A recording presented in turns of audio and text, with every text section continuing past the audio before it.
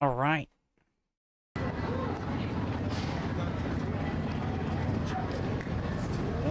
we go. And there we go. All right.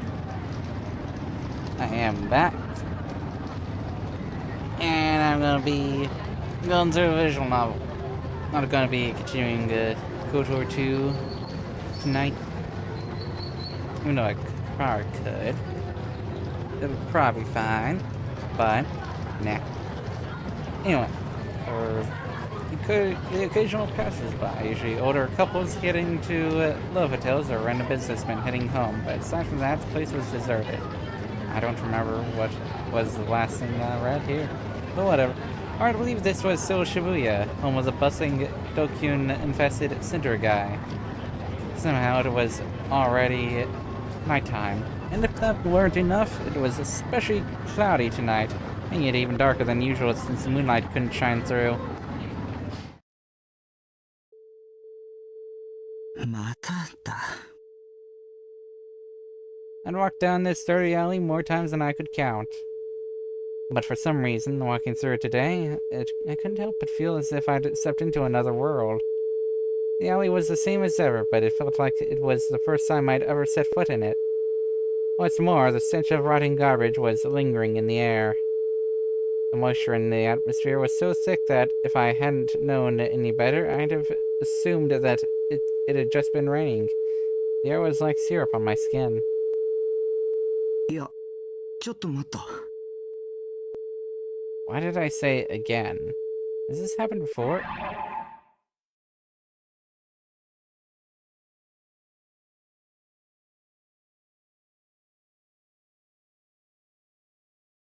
Oh, here we go again.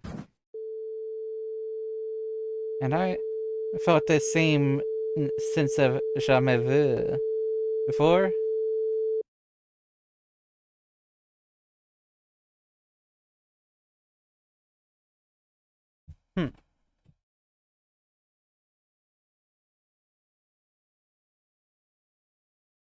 Deja vu is the feeling of having experienced something before despite not having actually experienced it. It feels as if one is recalling a genuine past experience, as opposed to an imagined experience or a dream. However, the individual undergoing this phenomenon is unable to recall when and where that experience occurred, which results in an intense feeling of strangeness. The cause of deja vu has yet to be determined. One theory is that it is a physiological phenomenon caused by an extremely rare temporary desynchronization of the recollection and storage functions of memory. The cause is theorized to be spasms in the brain's parahippocampal gyrus, which is in charge of spatial reasoning and the sensation of familiarity. There's also the opposite of deja vu, where one feels that they have not experienced something despite having experienced it in the past. This is known as jamais vu. Fuck, was I getting my delusions mixed up with reality or something? That sounded like the kind of nonsense some expert psychiatrist would say on one of those TV talk shows. Well, whatever. The point was, right at that moment I was feeling a strange sense of jamais vu. But, on top of that, I could feel a prickling sensation on the nape of my neck. A sensation I knew very well. This feeling of being watched from the heavens. And I could say for sure that it was no delusion. It felt inescapable, as if, no matter where I went, the gaze would follow. There was no doubt in my mind, somebody was watching me. That was just how powerful the sensation was. I desperately wanted to look behind me, but I challenged myself not to. It was a game that I played every once in a while. A test. I called it the "it'll take more than that to make me turn around" game.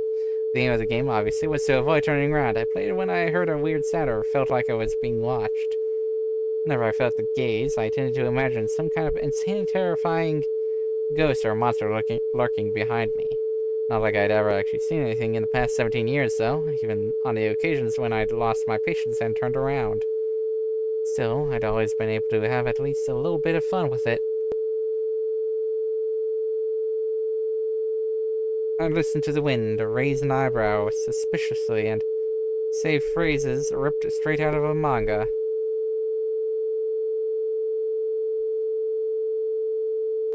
That was the only reason why I did it. Because it was fun. Definitely not because I was scared or anything. 貴様、見ているな。その目誰の目なんちゃって。 Okay, to be honest, I was really just trying to act calm. Before I knew it, I had stopped dead in my tracks. Since the change in the atmosphere paralyzing my body in place, I then noticed my face was soaked with sweat and my knees were shaking. Unable to take it anymore, I turned around, which meant that I had lost. But thankfully, there was no one behind me, not even a car passing by or something. Why did I feel so uneasy? The ringing in my ears ceased. I hadn't even realized it, but I'd been hearing some ringing sound this whole time. But still, until now, I had been completely oblivious to it. Now that it was gone, I couldn't hear anything at all. For a place like Tokyo, this sort of sudden silence seemed completely unreal. It was the sort of perfect silence where you could hear a pin drop if you focused hard enough. So I closed my eyes and listened closely just to see what I could hear.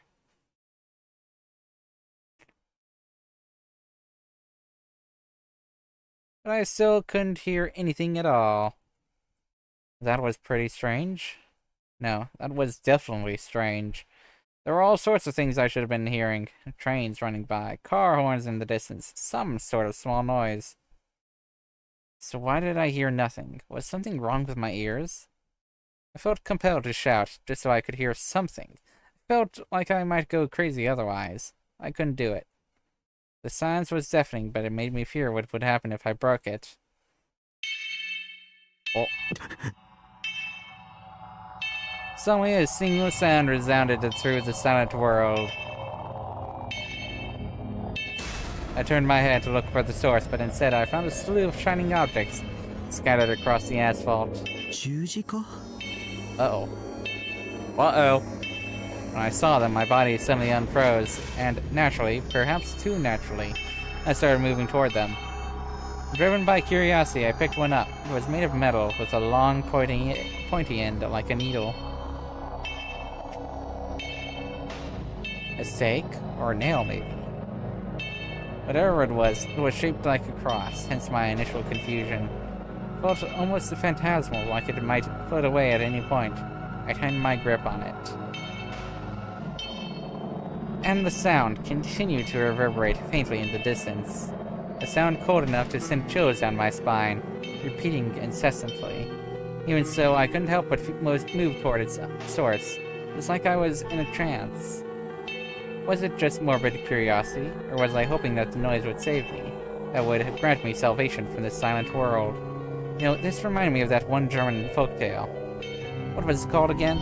Oh yeah, the Piper of Hamelin. A story in which the sound of one man's pipe lured over 100 children into following him. The clanging sound refused to stop, and the further I walked, the louder it got. It was coming from further down the alley, past the corner on my left. I could already tell, if I turned that corner I would be met with the source of that sound. Yet, I never thought of turning back. Such a thought didn't even cross my mind. It was like my body was moving on its own. And so, I turned the corner. My eyes were struck by. Jesus! A vibrant crimson shining through the darkness. Okay. Oh. Okay. Well, I mean, as expected, my first thought was, where have I seen this art piece before? My second thought was, it doesn't look very realistic. Maybe I was so shocked that my brain wasn't processing things properly. Normally, when I saw something this horrifying, I'd scream. I'd freeze, scream like a little girl, and piss my pants all at once. The work consisted of spikes arranged on a wall, like the quills of a hedgehog, or pins in a pincushion. But when I looked closer, I realized the pincushion was leaking blood. So then, that meant that the puddle of crimson below it was blood. The feeble glow of a streetlight just barely reached it, causing the pool to gleam in the darkness. Scattered around were a few shining pieces of what looked like meat. Maybe. I couldn't really tell. I tried to gulp, but my throat had gone completely dry, not even a single drop of saliva to be found. And then I realized the thing that was nailed to the wall was a human corpse. A murder that was far too unnatural, far too brutal, far too immoderate. And the one who'd done it, the one who had nailed these stakes to the wall, was a single girl. As for how I knew that, was because she was right there, standing in front of her arch, holding a bottle of stakes in her blood-soaked hand. I could only see her back from here, so I obviously had no clue what she looked like. What I could tell, though, was that what she was wearing, Suime Academy uniform. The stench of rotting garbage was intensifying, and I was hit with a wave after wave of nausea. I put a hand to my mouth to stop myself from vomiting. I was nearly at my limit. And then it suddenly dawned on me, the cause of my deja vu. The answer to the question, where have I seen this before? あの時の将軍のリンク写真。 Without meaning to, I'd said that out loud, without realizing how dangerous or even deadly that mistake could be. In response to my voice, her shoulders twitched slightly. And with that, she slowly turned to face me. Oh. Uh-oh. Oh no. In that moment, it was as if her gaze was piercing straight through me. Such desolate eyes. She had just killed someone. At first, she seemed shocked, but her expression quickly changed to a somber smile, and then... Huh? She softly whispered those words. Thank goodness. Thank goodness. For what? Why was she smiling at me? I didn't understand. The questions kept piling up, to the point where it sent a chill down my spine. Now panicking, I tried averting my eyes. The first thing that came to mind was, I don't want anything to do with this. I mean, for starters, I could hardly make eye contact with regular 3D girls, let alone psycho killers. The police would be here soon. I was hungry. That's why I should just go home. Yeah, I need to get out of here. As fast as humanly possible. If I don't, I'll go insane. What? Huh? How'd she know your name? How'd she know my name? Or his name? Oh no. Suddenly, she called me by name, even though I'd never told her my name. Even though I'd never even met her before. Oh no. As she looked at me, her lips twisted into a horrifically fearsome smile. Almost like she was a demon. Screaming at the top of my lungs, I ran as fast as my legs could carry me. It hurt to breathe, but I didn't care. I just kept screaming and running as if my life depended on it. At one point along the way, I turned my head to look behind me, but she didn't seem to be chasing me. Well. I was completely winded. My lungs struggled to shovel the air in and out, and my agonized panting echoes are at my room. I plopped down in my computer chair. My body and clothes were completely drenched in sweat. What the fuck had just happened? Another one of my delusions? My nausea was becoming unbearable. Trying to alleviate it, I grabbed a cola from the fridge and chugged it as fast as I could. That delusion was way too realistic, even for my usual standards. And boy, was it gruesome. Too gruesome.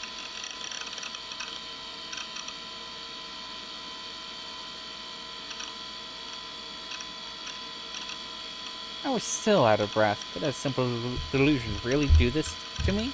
No, it definitely couldn't. I felt an uncomfortable sensation in my right hand. I've been clenching my fist so hard my fingers had nearly turned white. I didn't even notice until just now. I slowly opened my hand, one finger at a time, all while my heart pounded like a drum. Lying in the palm of my hand was a single stake. Terrified by the sight of it, I instinctively turned and threw it against the wall. Well, that was a stake from before. Well, I definitely did pick one up off the ground earlier, but how was that even possible? Hadn't it all just been just a delusion? I don't know. It can't be possible. It can't be.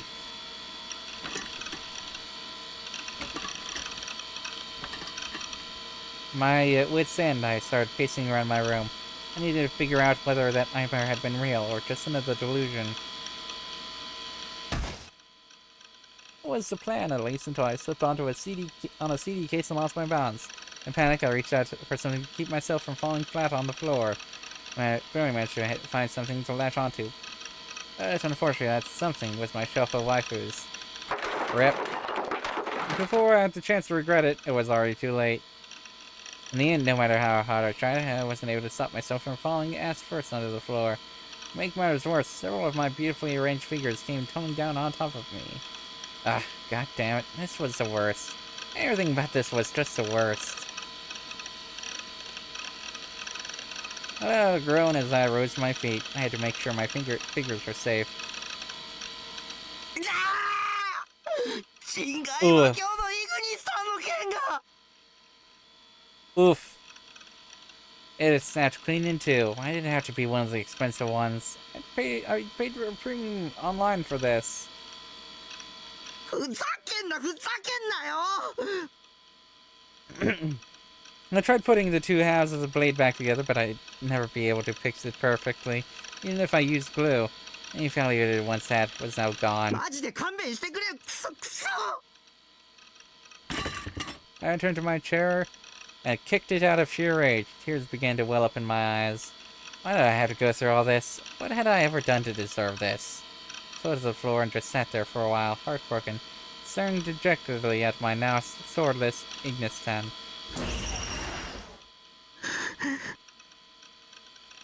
Once the storm of anger and confusion had passed, I found my head filling with visions of her face, along with that modern art I'd seen. I'd actually been physically holding one of those stakes, which meant it couldn't have been a delusion. It had all been real. I really wanted to deny it, but there was no way I could. By tomorrow, it was sure to be all over the media. I really didn't want anything to do with this nightmare. There was no way associating with that girl, no, that demon, could bring anything but catastrophe for me. Hell, we'd only just met for the first time, and there had already been a disaster. After all, I'd brought home a critical piece of evidence from that incident, the stakes that had been used in the murder. I wouldn't be surprised if that on its own it was enough to make me a suspect. And if things weren't already bad enough, that demon had seen my face. There was no way out of this mess. At this rate, that demon was going to... No, forget about that. For now, I should focus on getting things sorted in my head. For my own sake. If I valued my own life, I really needed to figure things out.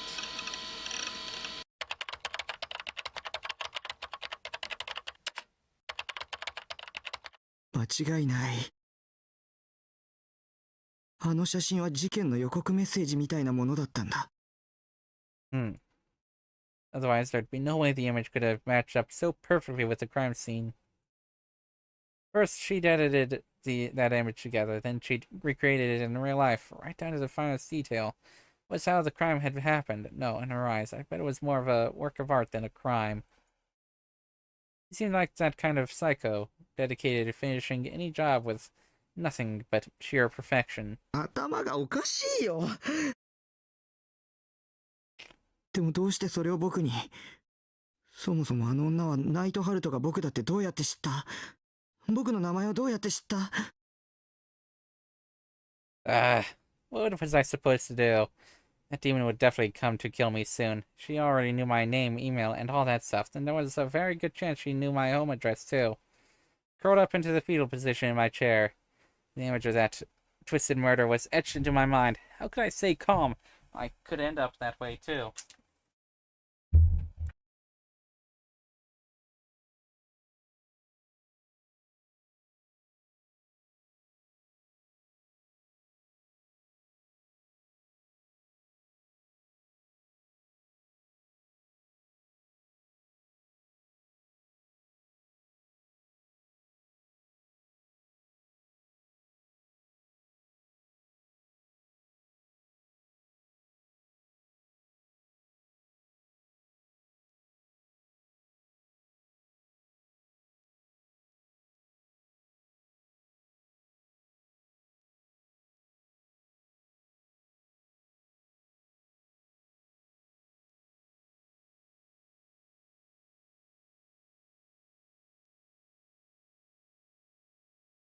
Alright. 死にたくない、死にたくない、死にたくない、死にたくない、死にたくない、死にたくない、死にたくない、死にたくない、死にたくない、死にたくない、死にたくない。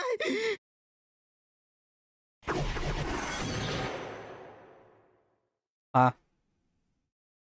大丈夫。あ。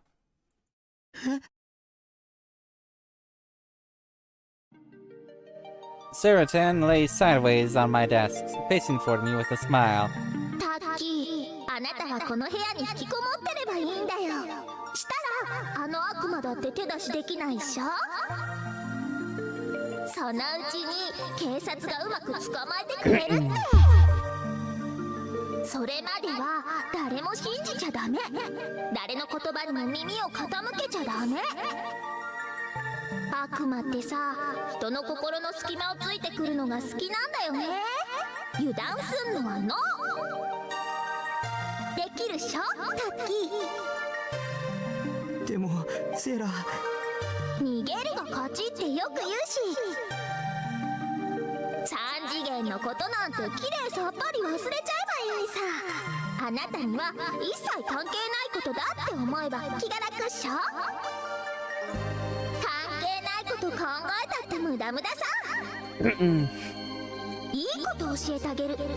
引きこもりって最強なんよ。だって誰にも会わないっしょ。つまり誰にも攻撃されない。これぞ最強の自己防衛方法なわけさ。だからタッキーは引きこもりになるべきなんさ。簡単っしょ。ああ、そうかもしれない。This is what I'd expect from my waifu. You can always count on her to give me the best advice. Having regained my peace of mind, I reached out my hand for Saratan. Nicely grasping her by her slim waist. Even as our faces drew closer, her smile never wavered. ありがとう、セーラ。おかげで勇気が出てきた。そうだよ。3次元なんてクソくらいだ。あの悪魔だって僕みたいなキモオタのことなんて気にも留めてないさ。僕は安全だ。安心して毎日演奏したり好きなアニメを見てれば何の問題もないんだ。でもさっき言ったみたく油断は禁物だぞ。分かってるよ。I couldn't trust anyone. I wouldn't listen to a single word they had to say. I don't know. Maybe. I mean, he has delusions all the time, apparently, so... I don't know, maybe. All I had to do was be cautious of everything in the 3D world. As long as I did that, everything would be just fine. セイラにそこまで心配してもらえて、僕は幸せだな。さてと、それじゃ気分直しにエンスロット。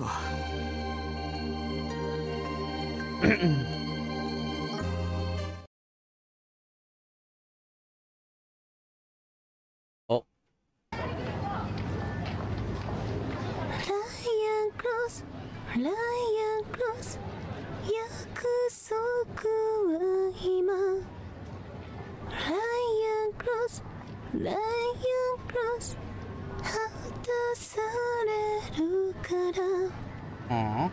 来季放たれた。ライアンクロス、ライアンクロス、週末。Late into the night, the sound of a beautiful voice could be heard throughout the Miyashita Park. It was coming from a pedestrian bridge that crossed over Meijidori.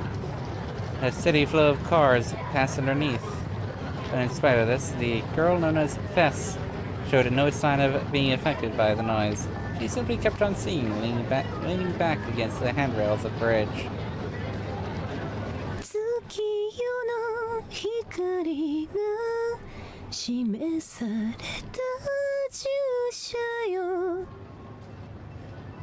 On any normal day, if she were to sing on the street in public like this, she would surely attract hundreds of onlookers, but right now, nobody was listening to her sing. Her fest was deliberately concealing her presence, blending into the stillness of the night. この場所でつながる幻の道 This way she could loiter quietly until the moon left the sky behind. By doing so, by becoming one with the darkness, she felt as if... Oh. As in, wood audio?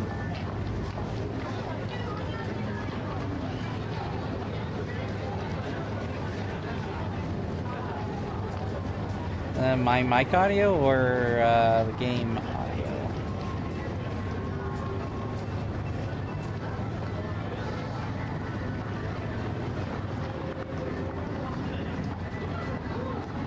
It's in my mic audio because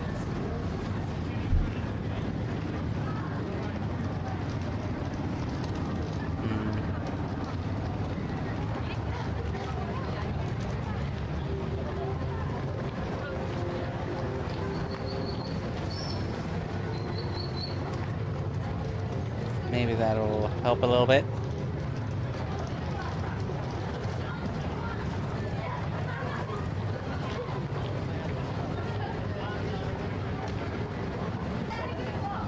Becoming one with the darkness, she felt as if she could free herself from the corrupt atmosphere of Shibuya, if only for a moment.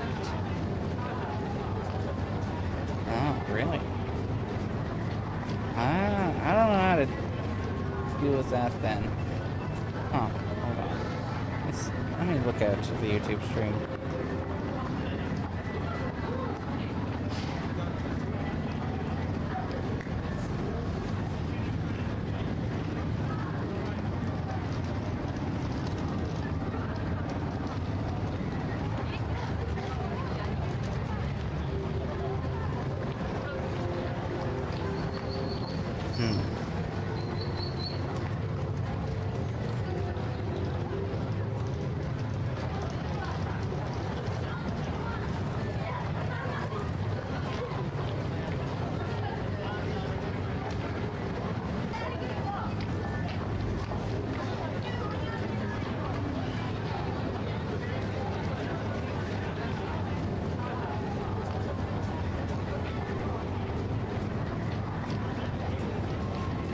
Oh, I think it's probably just you.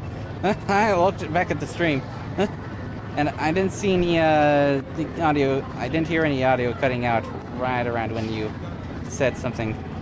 So, I'm not sure, but I think it might be you, or it might be your phone.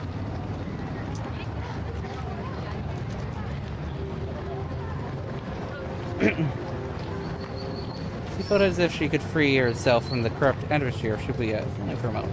That was what felt to be true. 叫びはいつしか沈黙に変わって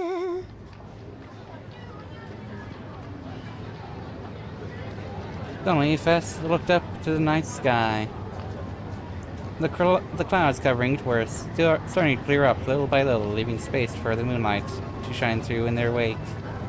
But sadly, any and all starlight was completely drowned out by the dazzling neon of Shibuya. 落ちてゆく安息風に手と手をつないで Fess halted her song and slowly reached her hand out toward the sky. その目誰の目 Ah! What? What? What? Nani?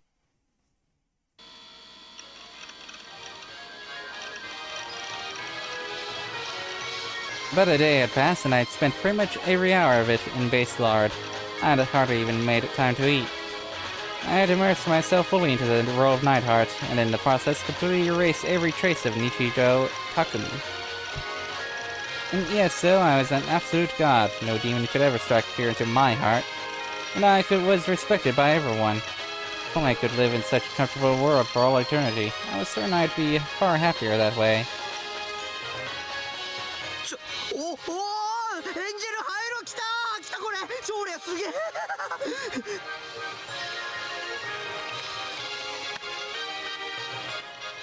あ、これは早速使わないと。装備。おお、キャラの見た目変わった。すげえ、これすげえ。見て見ろってグリム。あ、Uh-oh. Someone's knocking. ナイトハルト自重しろ。うっせえ、死ねえよ負け組。ちょっと街に戻って見せびらかしてこようかな。Someone's knocking. Finally, another legendary item to add to my collection. Naturally, I was stoked. My depression from earlier had been completely blown away. The angelic circlet had a drop rate of 0.0001%. It was so rare, some players thought it was unobtainable.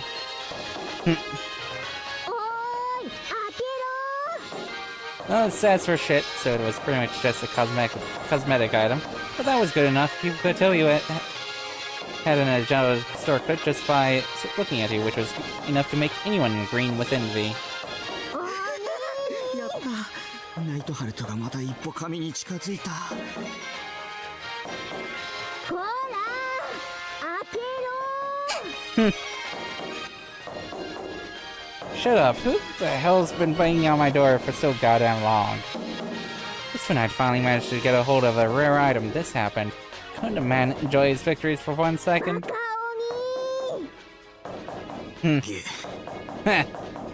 That voice. The moment I realized who it was, my mood instantly took a nosedive. I was no mistaking it. That was the voice of an assassin sent by my parents. My little sister, Nanami. What a pain in the ass. No shit. Here came the storm to rain on my parade.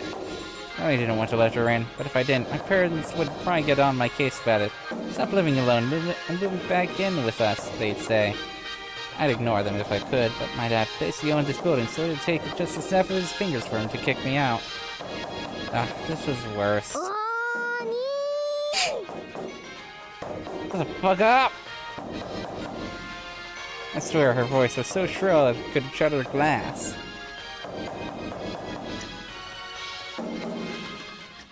The banging just didn't stop, and since the metal walls were pretty thin, the sound echoed loudly all throughout the container. And I was well aware of that. In fact, that was exactly why she was doing it. In the end, I had no choice. I reluctantly removed the padlock and opened the door. やっと出てきた。生存確認。This baby-faced runt was my little sister. She was a year younger than me. 呼んでるんだから返事くらいしてよね。お兄死んじゃったかもって思ったじゃん。Of course, the first thing out of her mouth was bitching. And to make things worse, she was standing there with her hands on her hips. Like the bright little shit she was. The spitting image of irritating. Her existence brought me nothing but suffering. うわ、相変わらず部屋の中汚な。ちょっとは片付けなよ。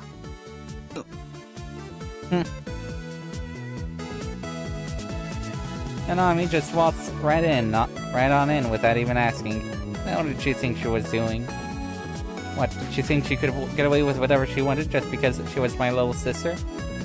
I think there were people out there who seriously believed that little sisters were moe. I always wanted to tell those guys how much of an epic fail that was.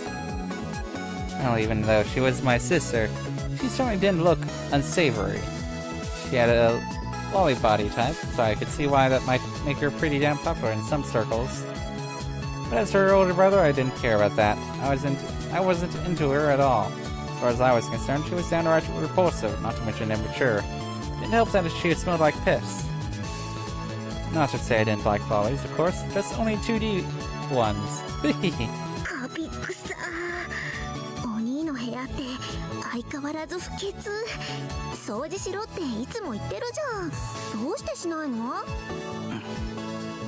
まあ、どうせ掃除してくれる彼女なんかいないだろうし、お兄ってズボラだから、こうなるのは目に見えてるけどさ。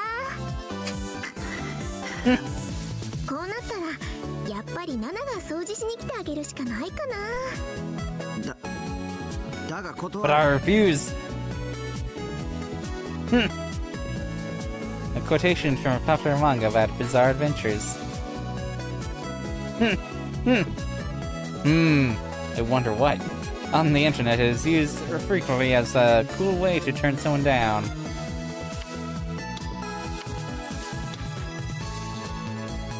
Nope. Oh.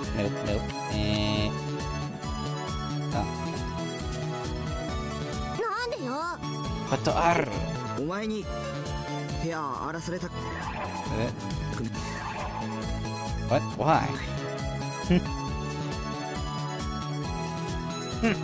きっとそれがわざわざ来てあげてる妹に言うセリフ。 Maybe things would change if you showed your older brother a little respect. Why should I be grateful that you're checking on me? I'm sure Cell didn't ask for that. まったくなんでこんな面倒ばっかりかけさせる兄弟と血つながってるんだろう。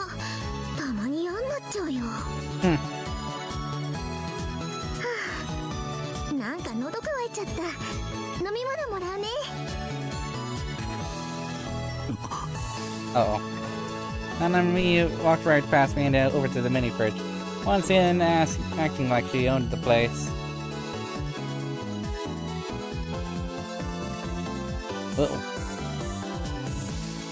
Illusion し opportunity. かないじゃん。ミルクティーとか用意しといてよ。 But I don't think I'll be doing any delusions, right? Yeah, just...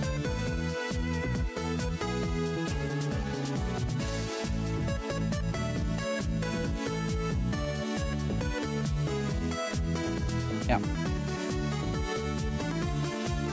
Okay. 知らんがな。しょうがないな。じゃあコーラもらうね。 Surprise, fucking surprise. She went ahead and did as she pleased. There's this thing called permission, you know. She grabbed a bottle of cola from the fridge, one I had already drank from no less, and after only a second of hesitation, she cracked it open and gulped it down. She just drunk straight from the bottle. Nasty. She was supposed to be a girl, yet she acted like this. What a disgrace. Looked ass. As soon as Nanami left, I was gonna chuck that bottle straight in the trash. Wait, what? Did she just... 美味しかった。やっぱ運動の後の一杯って格別。学校からここまで走ってきたんだ。全部飲んだのか。しかも一気で。I bought that cola with my own money. Just because you're my sister, you think you can do whatever the hell you want, huh? I see how it is. しまった。 Ah! Nanami looked at the bottle in her hand and turned pale. Oh good. It looked like she'd finally realized how rude she was being to... どうしよう。また太っちゃうじゃん。 Ah! What? お兄のせいだからね。 Huh? I had no idea what she was talking about. お兄がコーラ好きなせいでナナまでコーラ大好きっ子になっちゃったんだから。人のせいにするなよ。だってうちの冷蔵庫に入ってるのいっつもコーラだったじゃん。お母さんがお兄のことを甘やかすからだ。知ってる？コーラってカロリーすっごく高いの。だからお兄もあんまり飲みすぎない方がいいよ。今度からミルクティーにすべき。 Or just water. But milk tea really isn't any healthier than cola.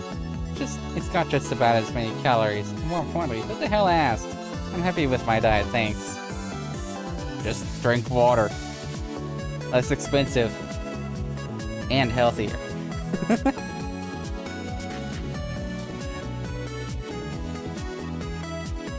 Is it all you came here for? To drink all my cola, then lecture me to stop drinking cola? もう帰れよ。 You did your whole survival check thing and your job here is done, right? Why do you feel the need to barge in here every time? お兄冷たい。 Seemed like I'd managed to offend her somehow. She pursed her lips into a pout and glared at me. I was already done with her shit, though, so I looked away. せ様子を見に来てあげてるのに。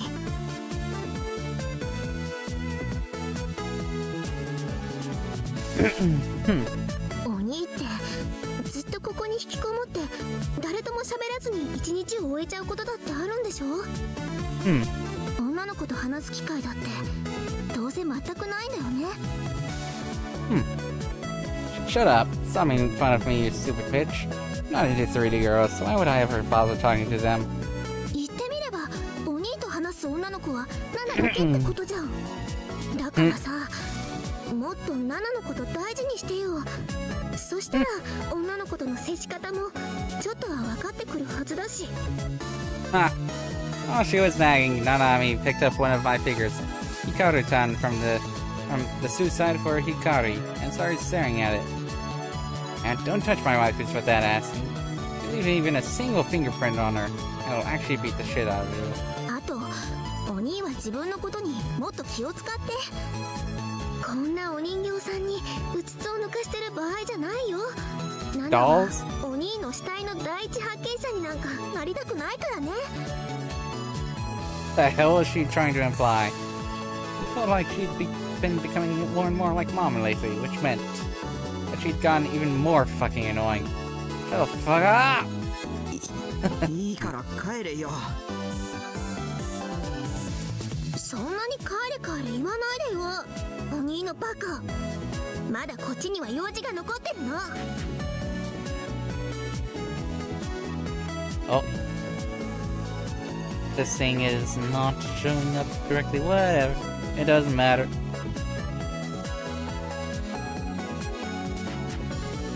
I could go with display capture instead.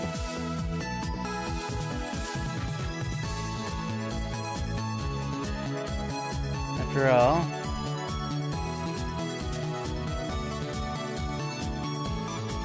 shows up properly the cursor. Maybe. Not like I'm gonna have anything up anyway.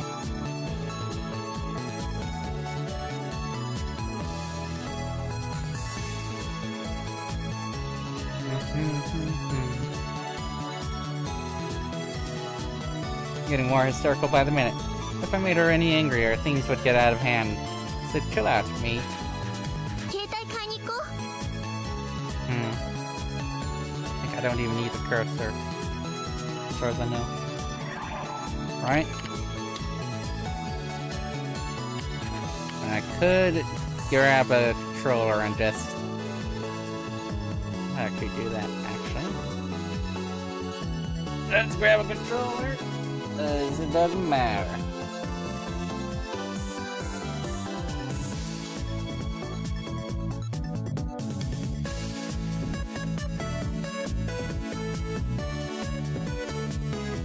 Especially since I don't even need my keyboard. I don't need my keyboard. Why would I need that? I just need my mouse and controller. Of course.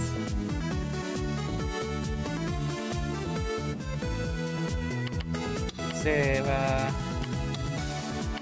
I'll have to actually.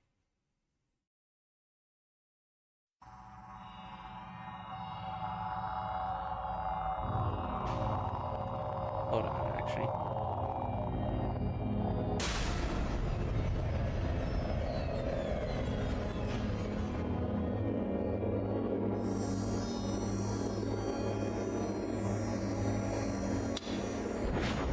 Let's do that first, and then connect my controller. I forgot to turn off display capture, whatever. But there was nothing wrong here, so... And there was pretty much nothing wrong there. On the display. Unless you could find stuff from the names, but whatever.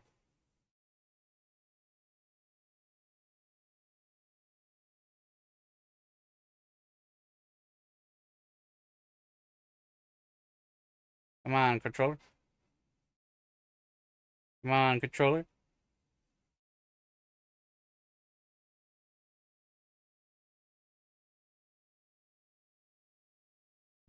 There we go. Okay.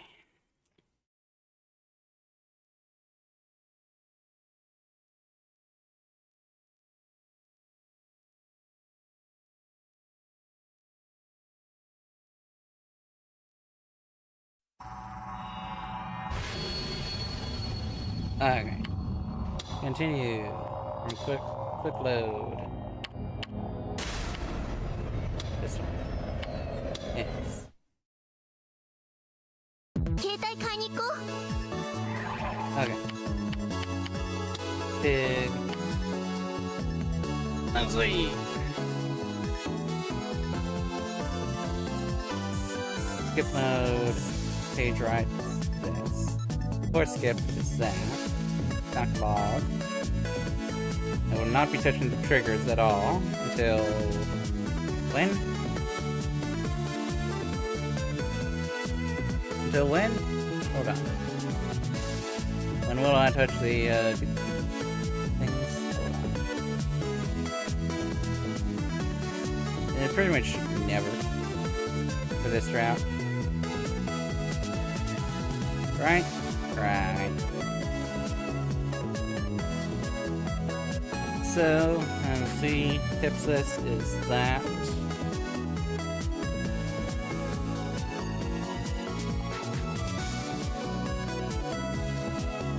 Auto mode is X.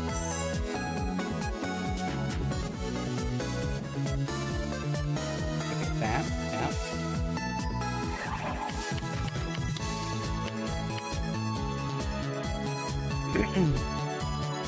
Backlog is Y. I mean, if there is backlog, but anyway. Huh? There we go. So how did she stretch that? お父さんがそうしろって。お兄が携帯持てばいつでも生存確認できるじゃん。お金はナナが預かってきたから今から買いに行こうよ。今時携帯持ってない人なんていないよ。時代に取り残されちゃうよ。Shut up already, you teenage trend-chasing bitch. However, you really live under a rock. I'm not the one who lives under a rock here, you wrong siler. The internet gives me all the information that I need. Well, she was right about one thing. These days, it was normal for a high school student to have a phone, but I didn't have one. Of course, that was because I'd never used it anyway. I didn't have anyone to call or text, and I didn't want to pay for something I wasn't going to use. だから行こう。 I mean, he's not paying, so might as well take the offer, right? Even if you don't use it ever anyway.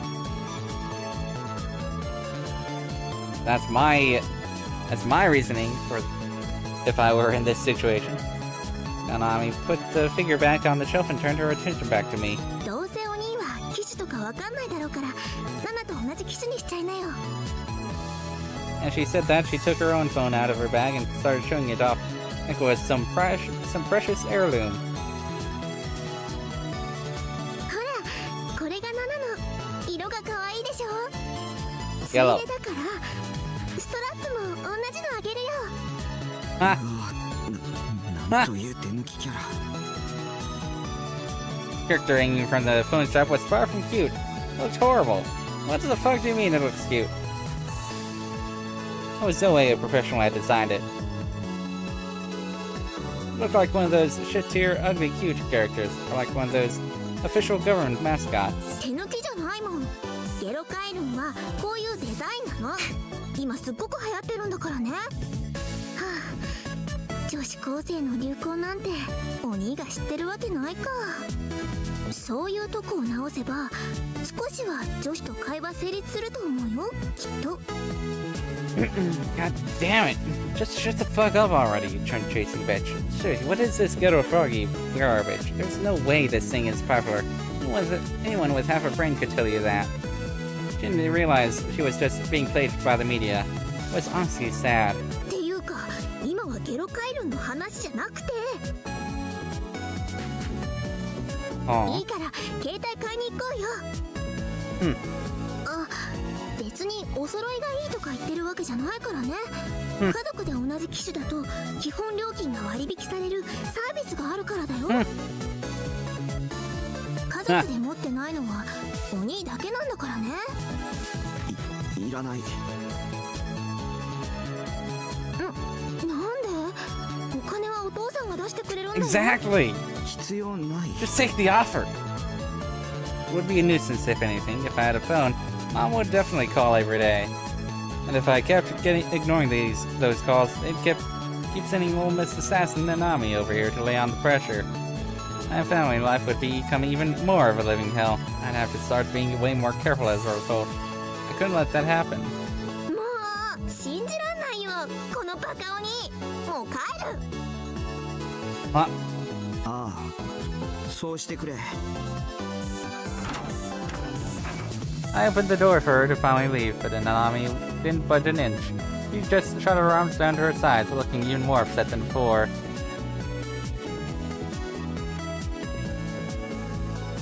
ほんとバカ、アホバカ鬼。駅まで送ってくれるとかしてよ。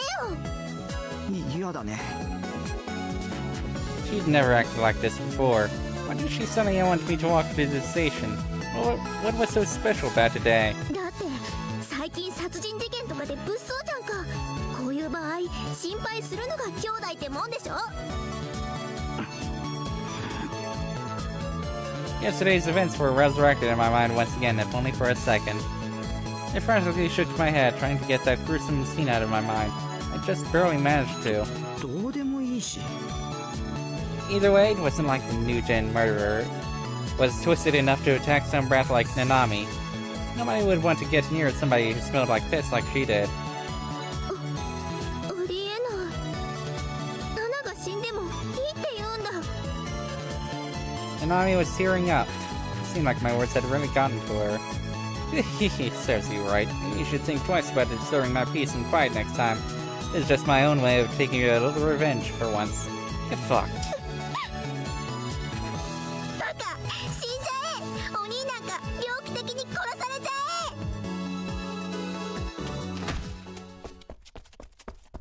え。 After spitting those parting words at me, Nanami pushed past me and ran away as fast as she could.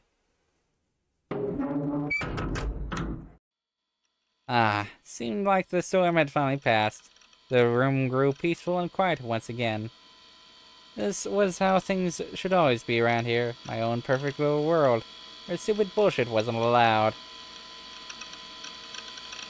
I sat down in front of my PC, shaking my mouse a little to clear the Seroton screensaver.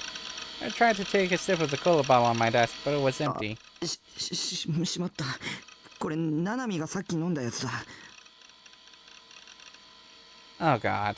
I just had an indirect kiss with my little sister. I'm gonna puke. Who the fuck cares? Maybe she was a little more charming, it would have been the kind of eroge-like situation I could tap to. But with that horrible personality, no chance. If anything, it only made me more flaccid. Jesus Christ, man. I put the cap back on the top bottle, then threw it at the big garbage bag in the corner of my room. But it didn't go in the bag, instead bouncing off the wall and rolling under my bed. Well, whatever. Time to dive straight back into ESO. Just want to forget about the annoying real-world ASAP. But it wouldn't last long. Just one day later, my immersion would be broken once again. My mental state had been on the up and up lately, but the moment I stepped outside, it all came crashing down again. Why did I have to go to school today? It was so early. なんで今日なんだよ。最低最悪だ。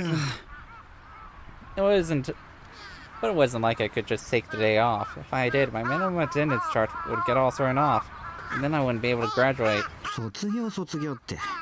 何を卒業するって言うんだよ。 I was the one insisting on going through with it, but I still couldn't help but complain.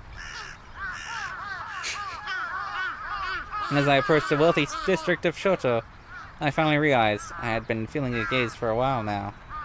But that this wasn't the usual God's gaze. I didn't feel any shivers on the back of my neck. Uh-oh. As I turned the corner, I took a quick Finally glanced behind me and I caught a glimpse of a girl wearing a Suime uniform. No way, was it the demon from yesterday? No, it looks like Nanami. I instantly lost my composure and an extreme amount of tension overtook my body, and my walking became stilted. A moment ago it was a quiet morning like any other, but now it felt like the entire world was out to get me.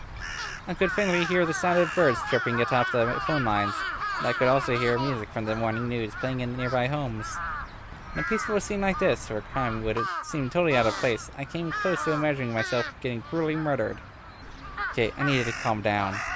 It wasn't like I'd clearly seen her face or anything. There was nothing strange about seeing Suime students walking behind me. We were headed for the same destination after all. I would be fine. Even though school was straight ahead, I decided to take a hard right. I was worried about what could be behind me, but I desperately suppressed the urge to turn around. I needed to keep my cool and act natural. My heart was pounding, but I kept walking.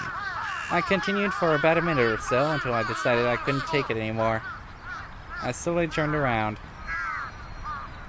That's not Nanami. It's someone completely different. I made eye contact for a second, but I panicked and turned back around. Why was she following me? This path was obviously the long way to school.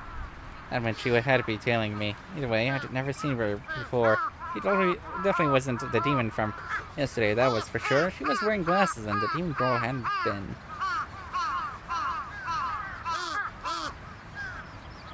I do wonder what the fuck is...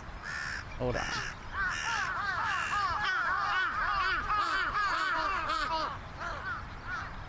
Hold on. Okay, my mouse is actually being stupid. Okay. So... something happened with Twitch.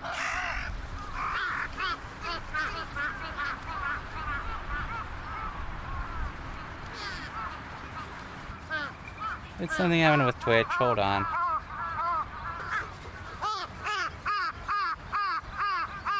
Come on, Bluetooth.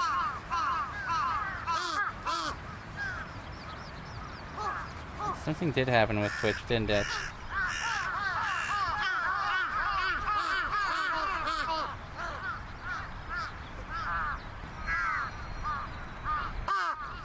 Did Twitch die? Hold on. Oh, it's like, wait a minute.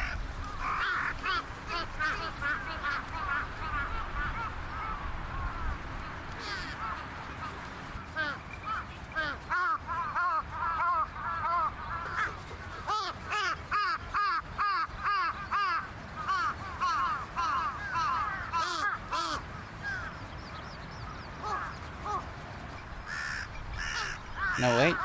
Wait, maybe.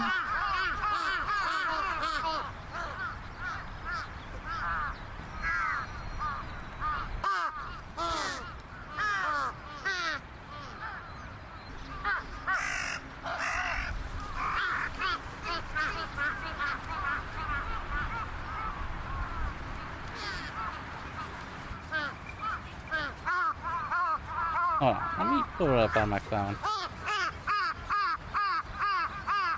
Because it looks like maybe Twitch is having an issue right now, huh? Maybe? No. It's just my browser doesn't want to work. Oh well. And of course, for some reason, this thing is...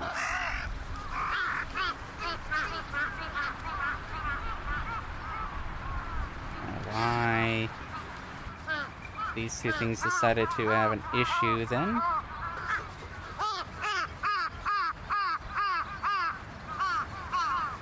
Oh, there we go. Okay.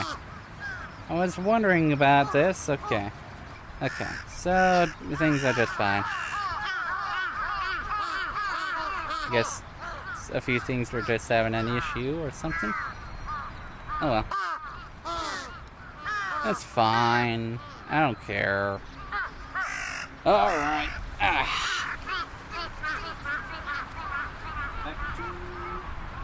Listen. That fact alone was enough to calm me down.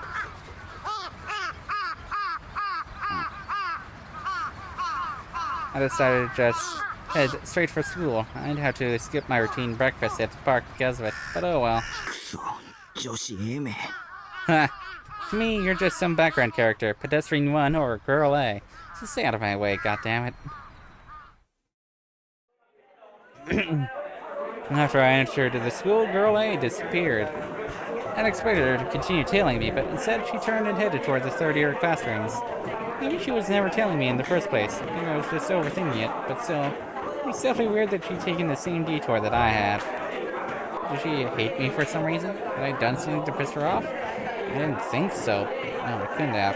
I hardly ever went to school, and when I did, I tried to keep my presence very minimal. So then what the hell was she trying to accomplish?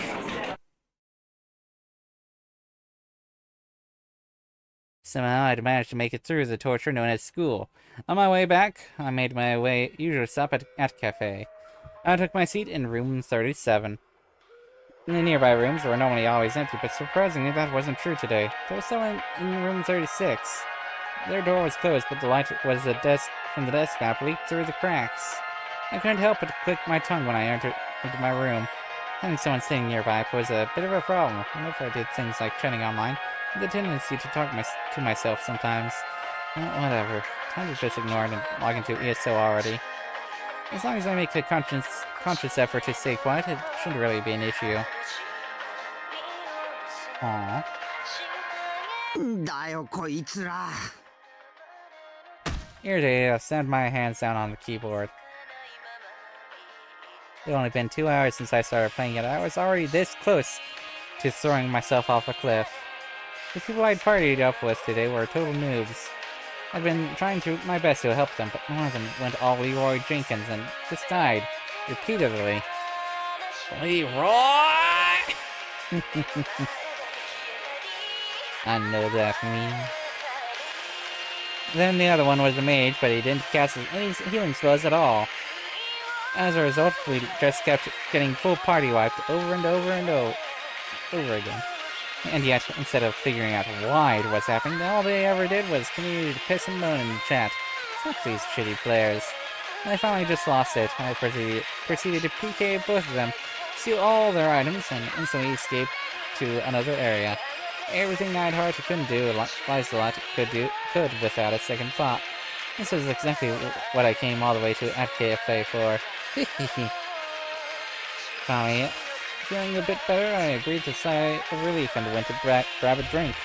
At Cafe, had a bunch of all-you-can-drink soda fountains in the reception area. And related to that was the only bad thing about room 37. It was kind of far away from the reception area. When I left my room, the door to room 36 was open. Naturally, in order to make my way to the front, I had to go past it. I casually took a peek inside as I walked past, but there was nobody in there. Come to think of it, I had heard someone get up a moment ago. And although there was no one there, I saw a bag on the ground next to the reclining chair. It's like a school bag. There were a few toy straps hanging from it. There were Ghetto Froggies. That's the one Nanami had shown me yesterday. There were 3 of them in total. I guess they really were popular. Well, whatever. It wasn't like I cared either way. Besides, if the person came back and caught me staring, they might have taken me for a pervert or a thief. Realizing that, I decided to just go grab my drink. Right as I went to leave, my eye caught a glimpse of the text on their motto, and I froze. All things new game. And if that wasn't enough, it was written in the most sickening font, as if it was trying to freak me out. New Gen. I've been deliberately avoiding any and all info about those cases. I really didn't want to know anything more about them. As long as I kept avoiding them, I could keep telling myself that they had nothing to do with me. No, forget about that. More importantly, the customer next door to me was looking at a site laying out everything about New Gen. Was it just a coincidence, or did it mean something? For a moment, the face of the demon girl flashed in my mind. Some goosebumps crossed my entire body. I shook my head violently, trying to force those horrible thoughts away. I was just overthinking it. Yeah, I had to be. Nobody was out to get me. I was just being paranoid. New Gen was pretty much all the media talked about lately. At this point, anyone would be interested in it. That was all it was. Yep, no doubt about it. Anyway, I should just go get my drink already, and get back to business. I quickly placed my cup under the dispenser and pressed the pull button. delicious-sized cold cola started pouring out. It's getting dark outside, which meant this place was going to get really crowded soon. There were already a few customers standing by the front desk, waiting to be shown to their rooms. The darker it got, the more people would show up. About an hour or so, all the rooms surrounding room 37 would be fill up. Once that happened, it would be time for me to head home. I took my cup and headed back toward my room, toward my seat. On the way, I casually glanced down the hall toward the bathrooms. That's when...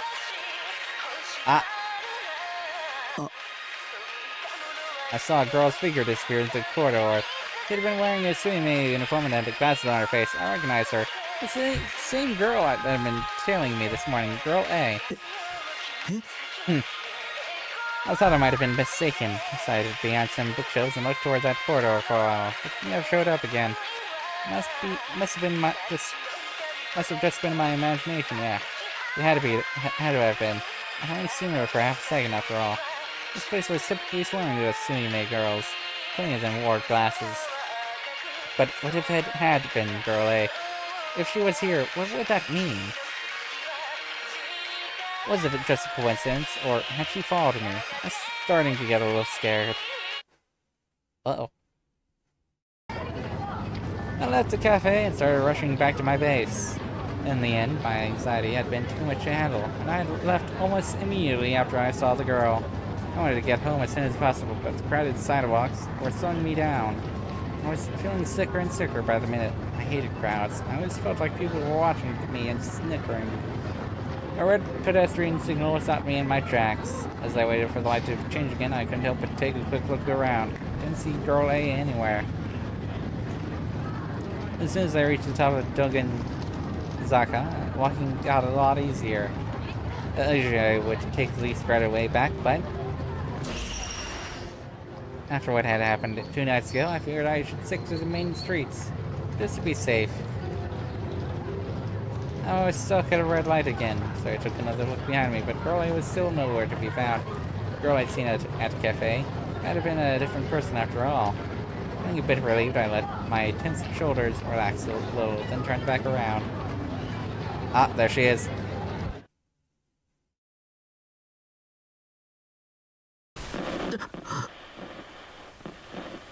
Shocked, I took a step back. On the other side of the crosswalk, standing among the crowd, waiting for the light to change, was the girl. And to make matters worse, the gaze beyond those glasses was clearly pointed straight at me.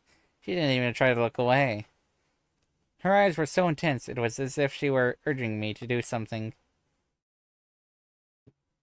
I couldn't take my eyes off her either. It was like I was suffering from sleep paralysis. Suddenly, Girl A opened her mouth. She seemed like she was trying to say something, but everything else was so loud there was no way I could hear what she was saying. I was completely entranced. All I could do was stare at the movements of her lips. Whose eyes are those eyes? Oh boy. A chill ran down my spine. There was no way she just said that. Must have been my imagination. I sucked at deliberating anyway, so I probably just got it wrong. I shook my head, trying my hardest to look away from her. Either way, Girl A had definitely said something. Whatever it was incredibly creepy, especially considering the two of us had never met before. I needed to stay away from her. I should just run. I'll just run straight home. Run. Whipping my weak, withering heart into shape, I broke into a sprint. I ran back down Dogenzaka, trying to put as much distance between me and Girl A as I could. On the way, I turned to enter a back alley. And right as I did, I crashed into something and toppled over. Pain shot throughout my entire body. I groaned, not fully understanding what had just happened. The pain was so bad I could hardly stand. Uh-oh. Oh. Oops.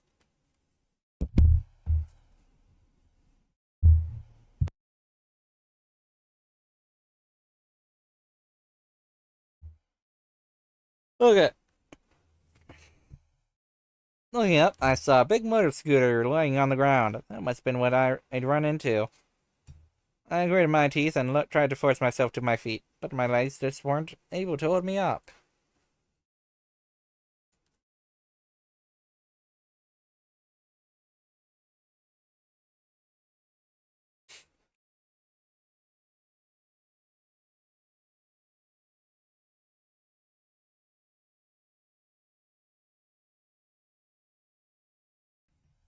Okay.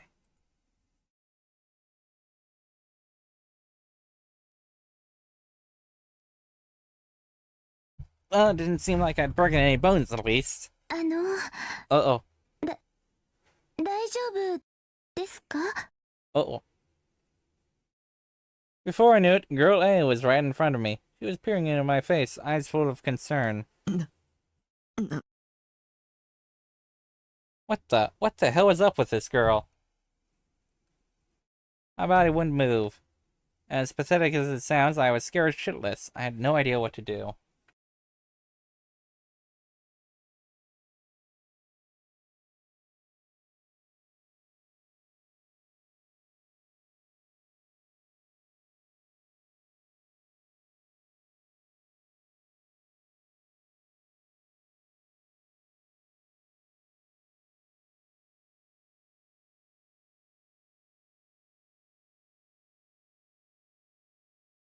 My plan had been to catch a train ride to Shinsen and get home that way, but now I was starting to regret my life choices.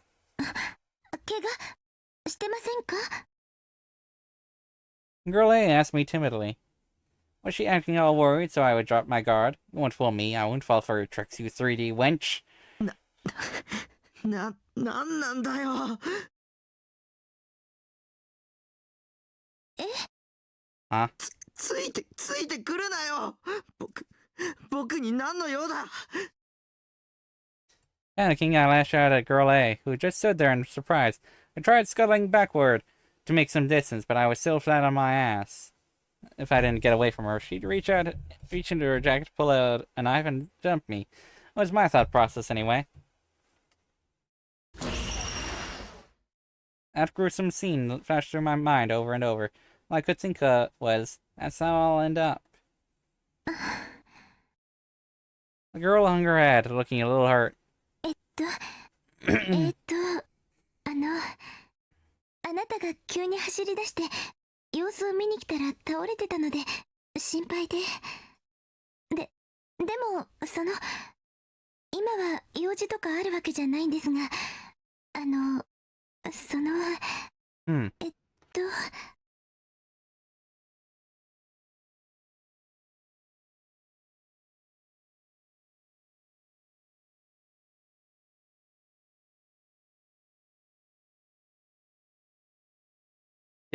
She didn't want anything from me. What? That didn't make any sense. じゃあなんで付きまとってくるんだ。それはShe was getting flustered. I just couldn't get over how suspicious she was acting. 私楠木優愛って言います。 Huh? Nobody had asked her to, but she suddenly started introducing herself anyway. 実はあなたのこと一目見てなんとなく存在が気になって。Huh? それでつい。 What? She just instinctively started stalking me? The girl, whose name was Yua, apparently, kept letting her gaze as she talked. ごめんなさい。 Aw. She bowed her head vigorously. There was no way. That was the only thing on my mind. Taking another look at her, this Yua girl was pretty cute. I had to give her that much at least. But that was exactly why I couldn't trust her. 3D girl wanted to interact with me with good intentions? What kind of arrogance was this? My whole life, nobody had ever said anything like that to me. There was no way I could take her confession seriously. It was just way too out of left field. What, did she think I'd be jumping for joy or something? Did she forget she'd been stalking me until just now? Sure, that kind of thing might work in the 2D world, but IRL, it was a certified boner killer. Also, this whole situation was really embarrassing. All I wanted was to get out of here ASAP. Just talking to her made me anxious. 3D really was total dog shit. 僕は3次元に興味はないよ。いや、Ha! め Ha! I always stuttered when I tried to say something harsh. I had to be clear. Don't follow me anymore. I don't like it. 迷惑だよ。付きまとわないでよ。Aw. すいません。 She sure looked disheartened. Maybe she'd actually meant it. No, don't fall for it. You can't trust anything about 3D women. You can only trust 2D. You can't trust Saratan and far more than this harlot. もうついてこないでね。僕帰るから。As I mumbled incoherently, tried as hard as I could to stand up, but I struggled. My body was still hurting all over the place. My collarbone in particular was being a real bitch. The pain was making me feel kind of dizzy. I might have hit my head when I'd fallen down earlier. I almost fell over again, but Yua caught my hand and stopped me. 怪我してるんですね。手貸します。I tried really hard not to make eye contact. Feel my face turning bright red. She'd definitely make fun of me if she noticed. So I turned away and forcefully shook her hand off. My mind was a total blank. I'd hardly, if ever, touched a female before. Except family members, of course. My heart was beating out of my chest. お家まで送ります。あなたが怪我したのは私が付きまとっちゃったせいですから。だから送らせてください。I felt really happy when you asked me that. I was really used to being treated kindly by others. Every other 3D one I had interacted with before was utterly vile, but this girl, I was actually starting to warm up to her a little bit. But I didn't have the courage to look her straight in the eye. I mean, she had been stalking me, and she also might have been related to the demon girl. And I didn't want to die. All sorts of thoughts flew through my head, but I couldn't focus on any single one of them. My mind was a total blur. お家どこですか？深セン。深セン？ I nodded, before instantly regretting it. Why the hell had I told her that? Was I expecting something to happen if I did? This had to be one of my delusions. Maybe karma to put me on a lucky streak, just so it could come to beat me down later. You saw that cliche all the time in anime. This must have been some sort of death flag. Metafiction term. When a character triggers a death flag, they have said or done something that foreshadows their death. A common way to trigger a death flag is to make a promise on the eve of a climactic battle. For example, when this war's over, I'm gonna get married. Yeah, that is a death flag, alright. They're so cliche that I fucking notice them every time they come up. Oh god, oh god, oh god, oh god, oh god, oh god, oh god. Before I knew it, Emo was trying her best to prop me up with her shoulders.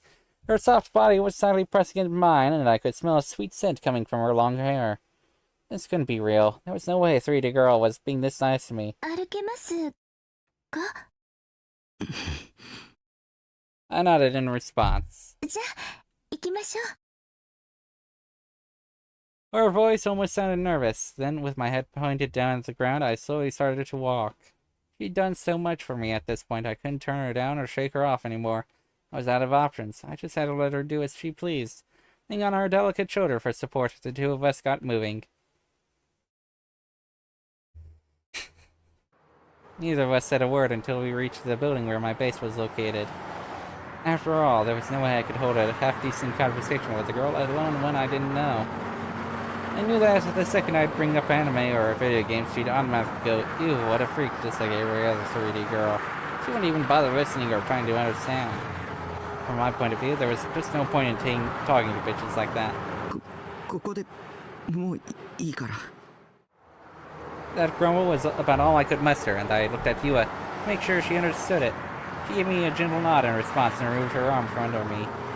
I was still a little unstable, but I managed to stay upright. やっぱりお部屋までついていきましょうか。I completely ignored her suggestion and walked toward the lobby. Well, I say lobby, but it was really just a narrow entryway to the elevator hall. Still, the moment I lifted my foot to start climbing the small staircase leading up to it, a sharp pain ran through me and I nearly fell over again. 大丈夫ですか？ What's 7? You rushed over to support me. Damn, why is she still here? やっぱり部屋まで送ります。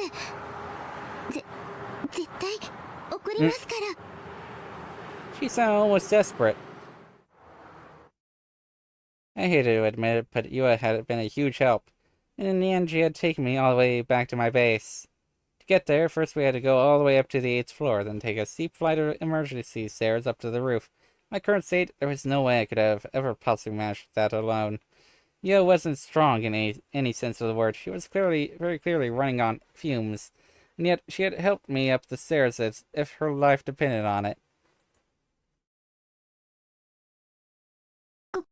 こんなところに住んでるんですね。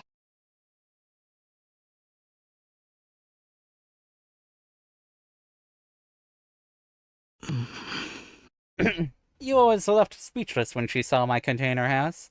No surprise there. Normal people probably would never believe someone could live in a container. なんか憧れます。 Huh? Who the fuck is this weird woman? Who is this weird woman? アウトローな感じがしていいですよね。こういうのって。 I never thought she'd say something like that. Is she just trying to flatter me or something? You won't fool me, wench. I will never fall for 3D girls' tricks. With Yua still propping me up, we walked up to the container door, removed the padlock, and stepped inside.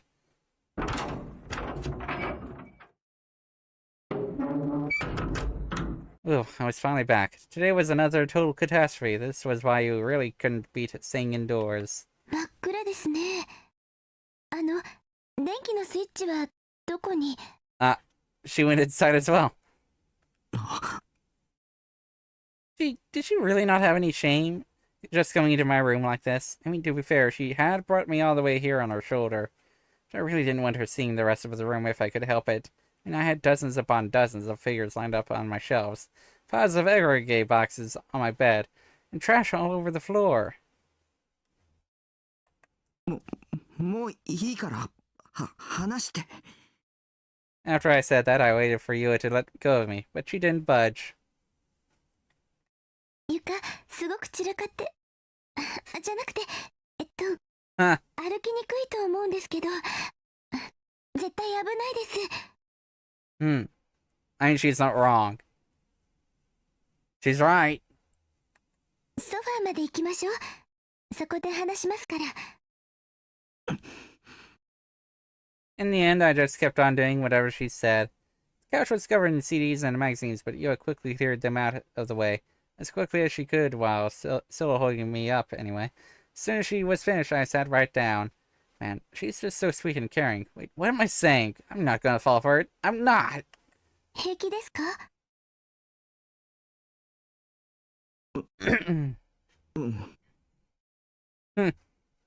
I think he's falling for it.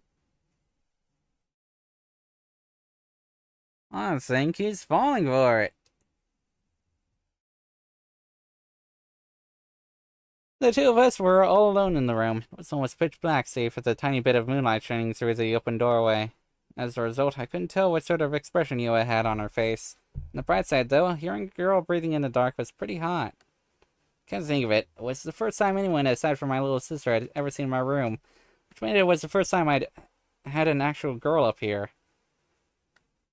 If this were a game, then I would have tripped some sort of flag. After that, soon enough, the moon would turn romantic, and before we knew it, we'd be all over each other. That said, I wasn't expecting anything like that. Reality was complete and utter shit. It was nothing like the 2D world. Besides, this Yua girl wasn't normal. She was a stalker. So yeah. Wait, why was she still here?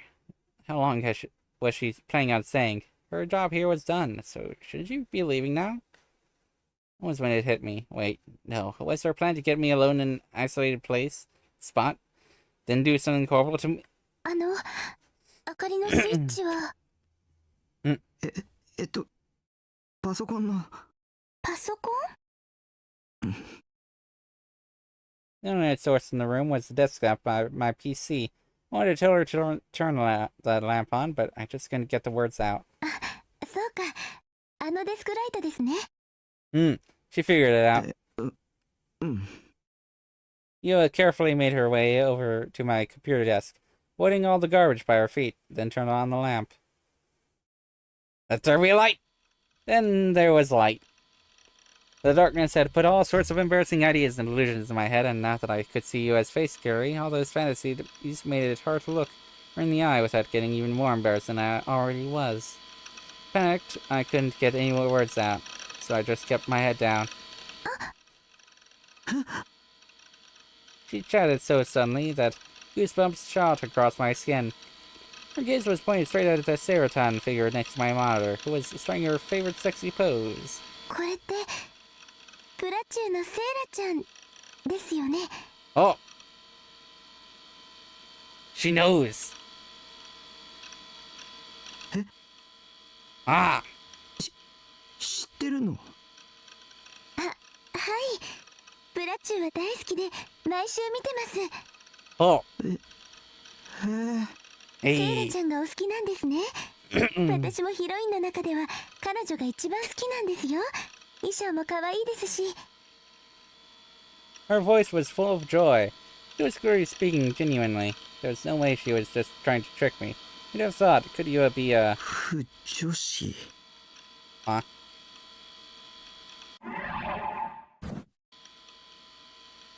What do you mean? No, I don't think so.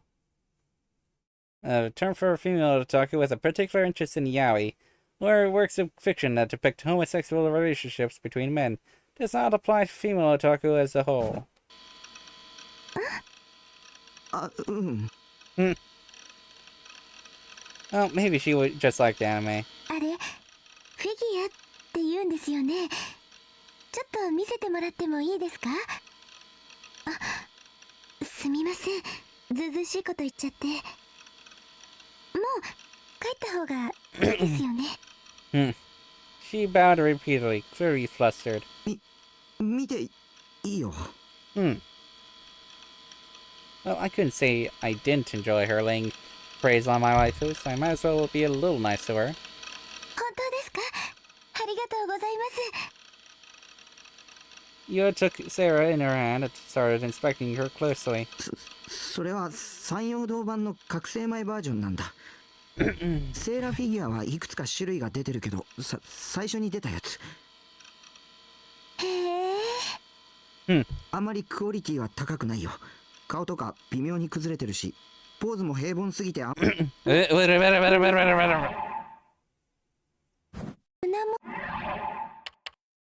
Parts of it.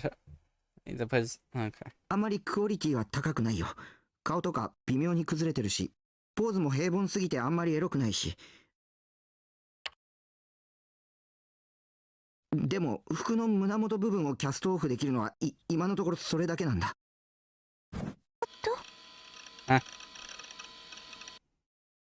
A specification that allows for nudity or semi-nudity in figures by designing certain parts, such as clothing, to be easily removable. This specification originated in 2006 and has only gotten more and more popular since. Aww.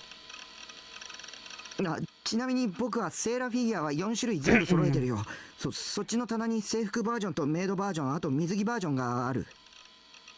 そんなに種類がすごいですね。一番評価が高いのはメイドバージョンなんだけど、個人的には水着バージョンも悪くないよ。そうなんですか。見てみたいですね。でもちょっと暗くて。もうすぐアルファから待望の覚醒後バージョンが出るんだけど、これはかなりクオリティ高そうなんだ。キャストオフも胸元だけじゃなくてほぼ全身可能だっていうし、表情もポーズも質感も言うことなしだね。あとはカラーさえバッチリなら今年発売されたフィギュアの中でも MVP 候補だよ。アルファ？メーカーだよ、フィギュアの。あ、なるほど。Suddenly realizing what I'd done, I clamped my mouth shut. I've been rambling on for way too long. No. Continue. I'd gone off on a tangent about goddamn anime girl figures, removable pieces, sexy poses. I looked like a total idiot to Yua. I wanted to know what sort of face she was making, but I couldn't bring myself to look at her Anyway, though, it was obvious. She must have thought I was a totally human trash. What do you mean? She liked the anime. Wait, I see... Do I see Saber over there?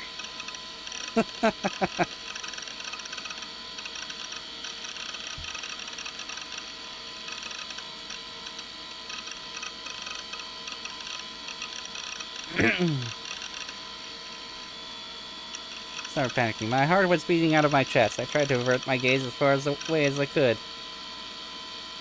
あの、 But that's when she called out to me. I reflexively turned back to look at her. And right there. I do believe that is Saber right there. Based on the outfit, at least.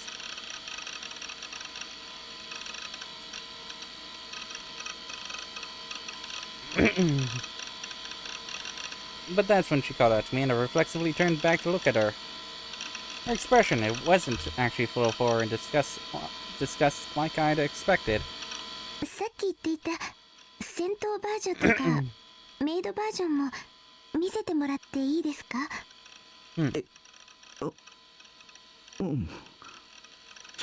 そっちの棚に。I was totally baffled. There wasn't a hint of anything on her face other than a wide, bright smile. すごいですね。こんなにたくさん。 In fact, her eyes were sparkling as she looked at my shelves full of figures. Wait, were there actually 3D women that weren't disgusted by this stuff? It must have been a 1 in a billion chance, but I suppose there were billions of people in the world. メイドセイラちゃんってこれですね。ふむふむ。アニメの印象とはちょっと違うけど、すごく可愛いです。下着までちゃんと作り込んであるんだ。こういうの実物で見たのは初めてですけど、いいですね。私も買ってみようかな。だったら覚醒後バージョンを予約した方がいいよ。あれは絶対おすすめだから。そうですね。あなたの話を聞いていたら、その覚醒後バージョンは本気で欲しくなりました。覚醒後って12話のあのシーンのことですよね。よく知ってますな、お主。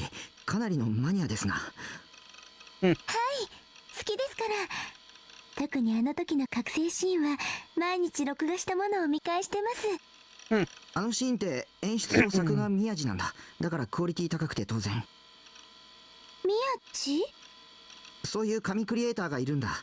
あの人の演出はマジで神だよ。バッドちゃんの実況版でも神来たってなるし。そうなんですか。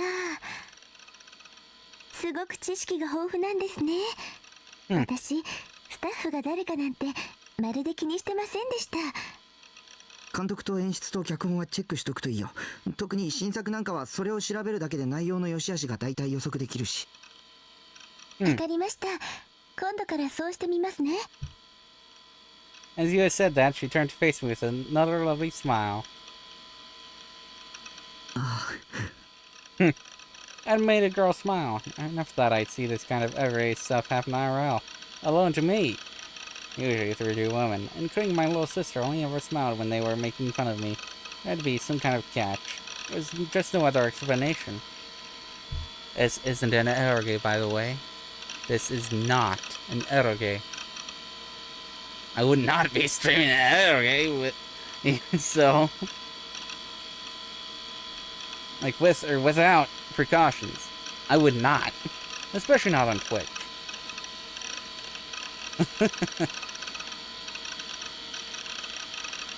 On YouTube? I'd have to do various things to set up for that.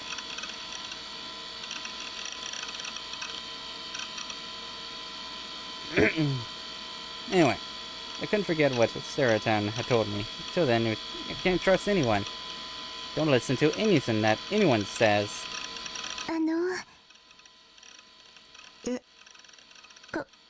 こんなこと聞いていいかどうかわからないんですけど。Aww. 何？ You got all shy out of nowhere. She was looking down and avoiding eye contact. 聞かせてもらってもいいでしょうか。あなたのお名前。Aw. Oh. 名前 Oh, right. He hasn't told her his name. Now she'd mentioned it. You had introduced herself to me, but I never returned the favor.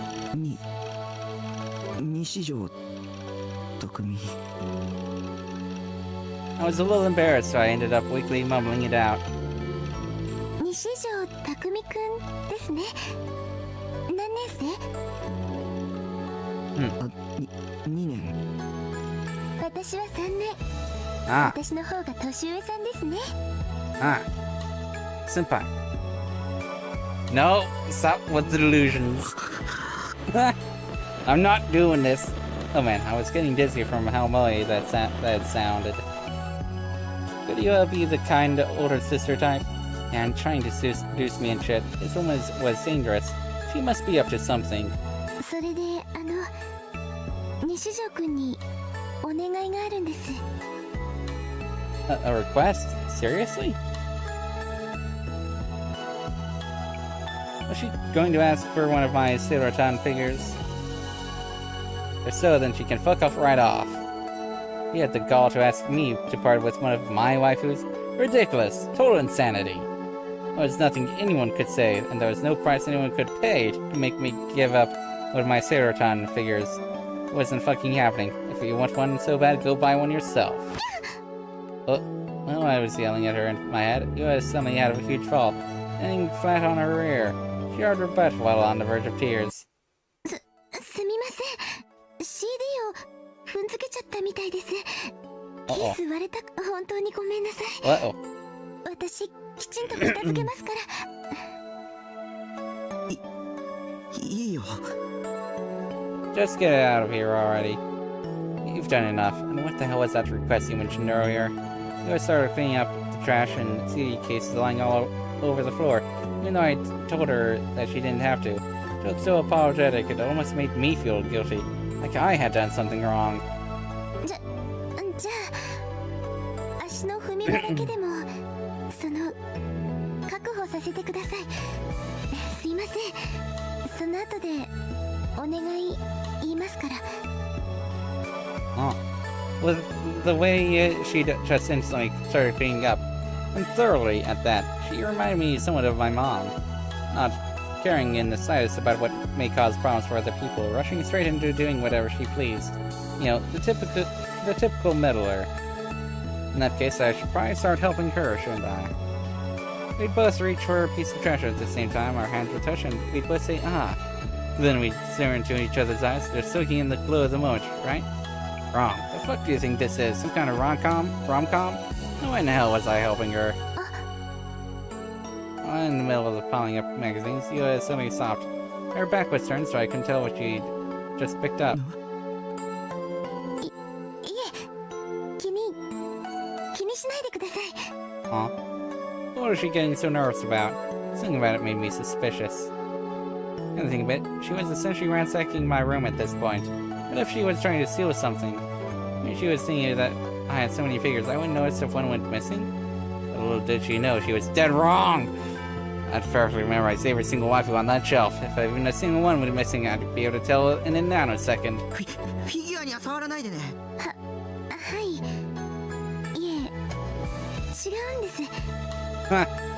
その村中の同人誌っていうんですか？ Huh. それが落ちてまして、ちょっと中身を見てみたら。Huh. My Bloodstone dojins. Shit. They're all porn. すごかったのでびっくりしました。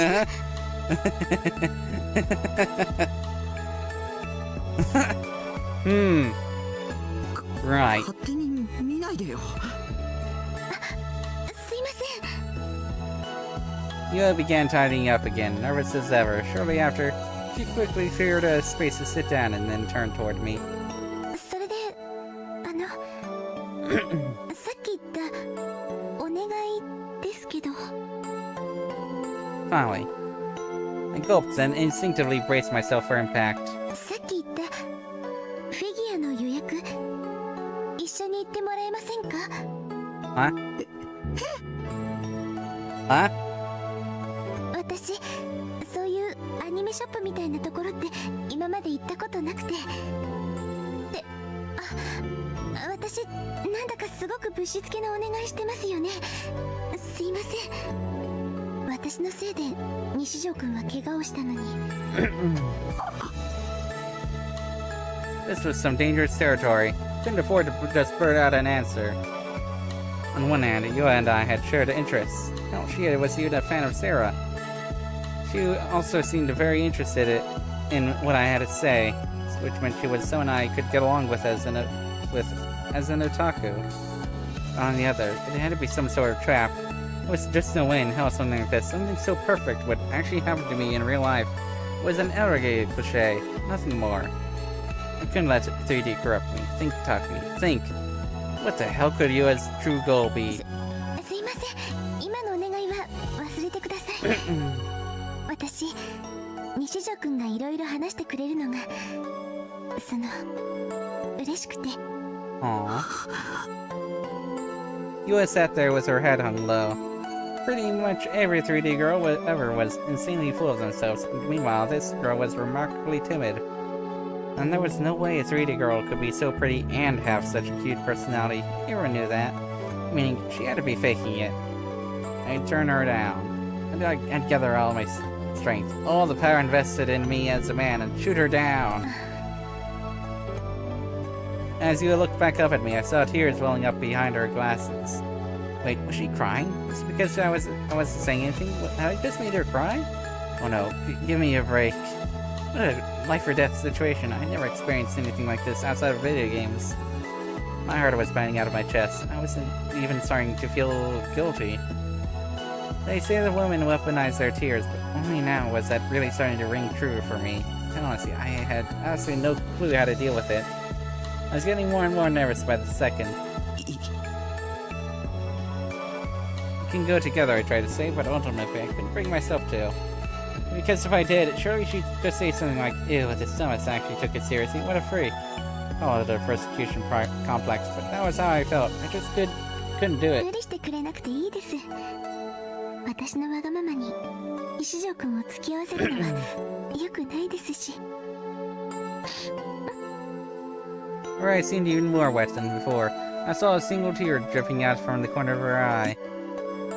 行くよ。Oh. 言ってもらえるんですか? I had no choice but to nod. I couldn't think of any other way to make her stop crying. Still, it felt like I was stepping right into a trap. Yua seemed incredibly relieved. She took a deep breath, took off her glasses, and wiped away her tears. 断られて当然だと思ってたのに。石条くん、ありがとうございます。Huh, she was thanking me. Seemed like I'd been able to stop her from completely breaking down. Maybe I should be the one thanking her. Shit, how did I get myself into such a mess? Goddamn 3D women. You can never let your guard down around them. 行くとしたらいつがいいでしょう? What? Hold on, where the hell had her sad-looking expression gone? Only a second had passed and she was already looking happy as a clam. Those really were crocodile tears, weren't they? If so, she would win a fucking Academy Award. セイラちゃんの新しいフィギュアはもうすぐ発売なんですよね。Aw. うん。きっとすぐに完売しちゃうだろうね。だったら早めに行った方が良さそうですね。明日とか。According to my schedule, I need to go to school tomorrow. I made it 3 times the total this week, and the week after I'd only have to go twice.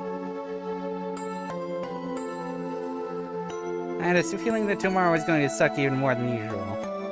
But I had already told Yua I'd go with her. If I tried to change my mind now, she'd start the waterworks all over again. I really had no choice here, huh? わかったよ。I was incredibly reluctant, but still, I agreed. Yua seemed happy to hear that. She couldn't fool me with that face of hers.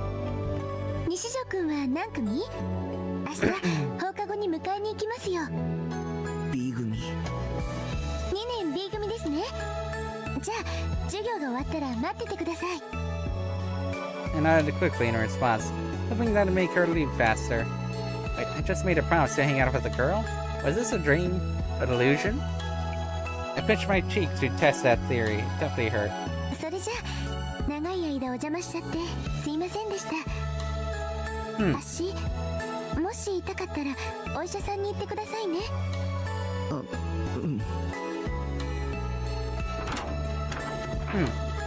I sat on the couch and watched Yua leave. Turned around and waved goodbye and exited out the front door. 西条くん、また明日。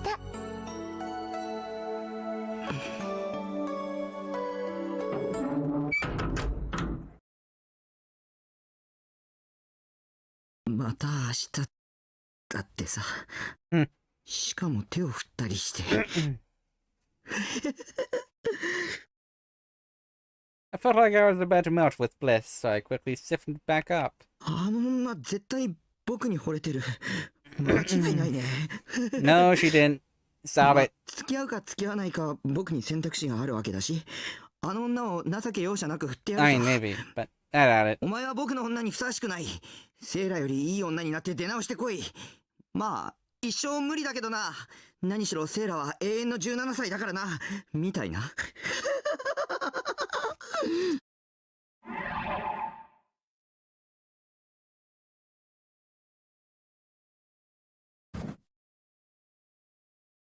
There was no way any girl could ever be better than Saratan. I picked up the Sarah figure and rubbed her against my cheek, and Saratan couldn't have looked happier.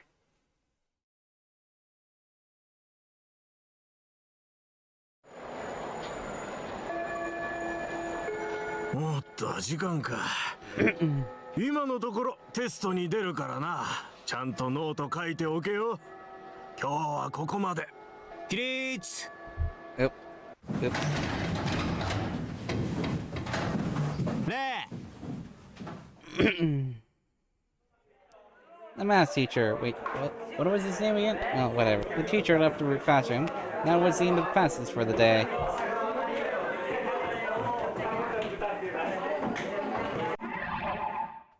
Some students started chatting about where they'd go after school. Those who were in clubs gathered with their fellow members and headed for their club rooms, and the rest were just getting ready to go home ASAP.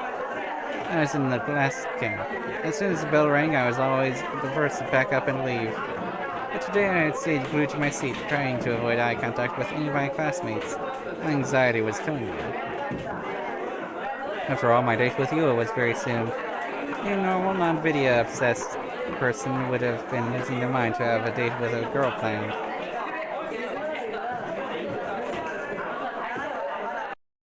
Video game.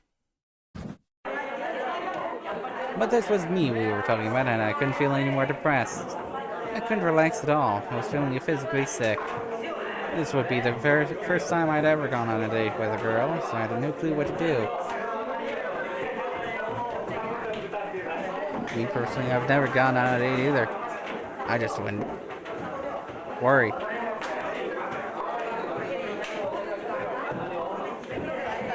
Why worry? Just go with the flow. Besides, would you even show up? If she'd just been fucking with me yesterday and she planned on setting me up, she was probably watching from the shadows right now, giggling at how gullible I was. Oh, now that I thought about it, I honestly might be better than her actually showing up. Wait, did I really have to just sit around waiting? I mean, I could just blow her off and go home. Alright, it's settled. Time to head home. We're in different grades anyway, so if I just cancel our date at the last minute, I never have to see her again for the rest of my life. Fully determined to follow through with that plan, I stood up. たく、何してんだ? Ha! Out of nowhere, my back fell victim to a hard slap. I knew who was behind me without even looking. The only guy in class who ever talked to me. None other than Misumi-kun. お前帰らないのか? いつもならチャイムが鳴ると同時に消えるのによ。俺密かに匠の音速直帰って名付けてたんだぜ。もう帰るよ。誰か待ってるとか。Ha! Ha! How the hell did he know? なんだよ、図星かよ。どうして？なんだかやけにそわそわしてたからな。教室の入り口をさっきから何度も気にしてるし。It was good. Either way, I probably shouldn't say anything that'd make me stand out too much. Don't you forget, Takumi. You've gotta be invisible at this school. You gotta blend in. You like air. 別に誰も待ってないよ。そうか？ Hmm. だったら今の間はなんだよ。それは Fuck. Mitsumi-kun wasn't a bad guy. At least at times like these, he could get really fucking annoying. Take a hint, for fuck's sake. 西条くん Shivers just ran down my spine. I slowly turned my head toward the voice. He was standing by the classroom door, looking apologetic. Oh, God damn it. Because of Mitsumi-kun, I lost my chance to escape. おい、なんだよ。どういうこと？ Mitsumi-kun looked unusually shocked. In fact, he was literally shaking. Put his arm around my shoulder and gave me a stern look. おいタク、どういうことか説明しろよ。 Haha. お前の彼女か。違うよ。 How many times have I told you, Mitsumi-kun? I'm not into 3D. だったら何なんだよ。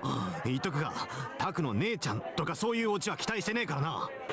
引きこもりのくせに何をどうやったらあんないい女と知り合えるんだ。昨日急に付きまとわれて。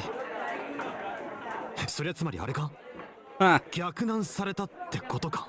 あこの He put his hand on his chin, pondering for a moment. Then he finally let me go. そうか。世の中には物好きってのもいるんだな。けどタクがまともな性癖を持ってたみたいで少し安心したぜ。 A half normal. 性癖って。それに彼女とは別に何も。そうかそうか。頑張れよタク。 Mitsumi-kun wasn't taking me seriously at all. He just got all excited over his own assumptions and slapped my back even harder than before. At this point, he was just screwing with me. 安心しろって。お前の女を寝取ったりしねえから。だからそういう関係じゃ。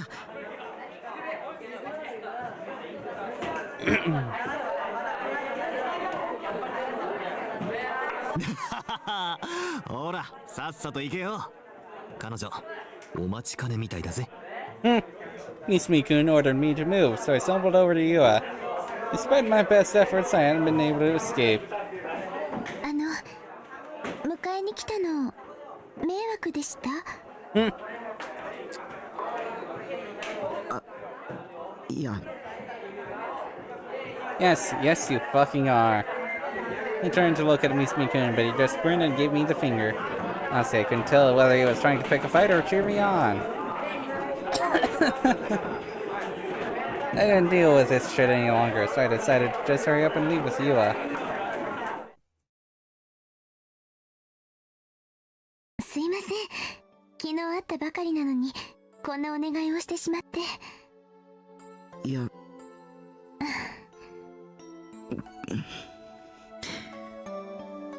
I was so nervous.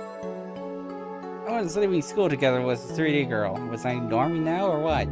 I'd always felt like this was all in a completely different world from mine. Never would have thought I'd get to experience something like this. Now I was feeling the intense pressure of Yua's silence. We were just walking side by side, not even talking, so why was this so stressful? And to top it all off, I didn't really know who Yua was or what her goal was. Just what did she want from an otaku freak like me? おとといの。But いや。 she started talking to me out of nowhere, so I got surprised, and that weird sound I'd made just came out. Yua also seemed really nervous. Her expression was so tense. She was older than me, so how was she still so innocent? I was surprised at Moe. Then again, I probably wasn't the best person to be talking about innocence, since I could hardly manage more than a few quick sidelong glance at her. I was too embarrassed to take a proper look at her face. I just couldn't do it. おとといのブラチュうん私一箇所だけいまいちよくわからないところがあったんですけど、すすむくんがセイラちゃんのピンチに駆けつけてきて助けてくれますよね。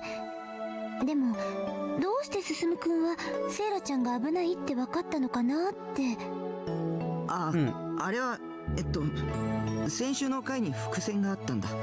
セイラの携帯が鳴ってるシーンが一瞬だけ挿入されてて、着信表示で進むの名前が出てる。そういえばそんなシーンありましたね。山田君はそういう細かい伏線をあちこちに貼るのが好きなんだ。キンゴルでも似たようなことをやってた。山田くキンゴル？山田君っていうのはブラチューの監督の愛称だよ。で、山田君がブラチューの前に監督やってたアニメがキンゴル。へえ、じゃあ山田さんって有名な監督さんなんですね。まあ僕は好きな方かな。なんでかっていうと、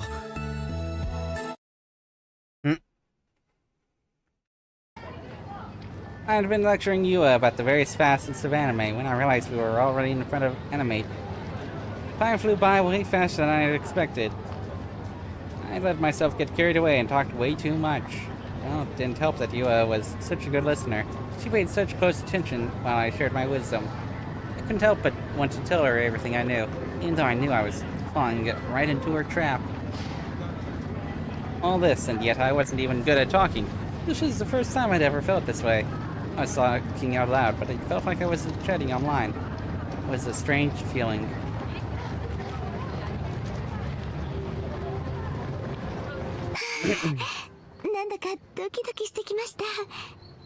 Aww. 先に帰ったりしないでくださいね。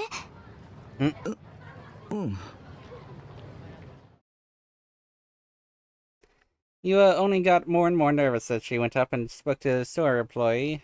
It was clear that she was out of her comfort zone, but all I could do was just stand there and watch as she placed the pre-order for the post-awakening version Sarah figure. There weren't any opportunities to escape. Yua kept anxiously glancing back at me, so I couldn't budge an inch. Right after that, she even forced me to look around the store with her. Yua was looking all around with a big grin on her face, saying things like, "Wow, there's not enough money in the world to buy all these figures." But even in the face of all that enthusiasm, I just couldn't find it in me to smile back at her.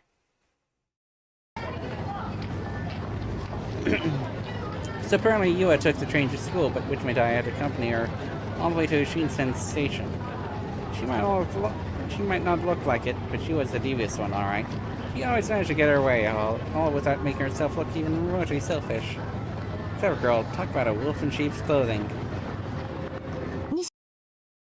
An archetype that refers to someone who is far more sinister than they may appear. They are often characterized by a black heart plagued with malicious thoughts, a large gap between their outward personality and actual personality, and a general sense of ill will towards others. It appears that there are some people who are attracted to these factors that are, for all intents and purposes, negative. You will find happiness and fulfillment in the real world. Markers of it normally include having lots of friends, having a girlfriend or boyfriend, participating in club and or school activities, going to parties, etc. Well, clearly I'm not an normie. I have none of those. 師匠くんって携帯は持ってないんですか? You should have accepted that friggin' cell phone, my boy. Once we'd reached the station, you suddenly asked me another question. Cell phone. I shook my head weakly. 持ってないんですか。それじゃ連絡が取れないですね。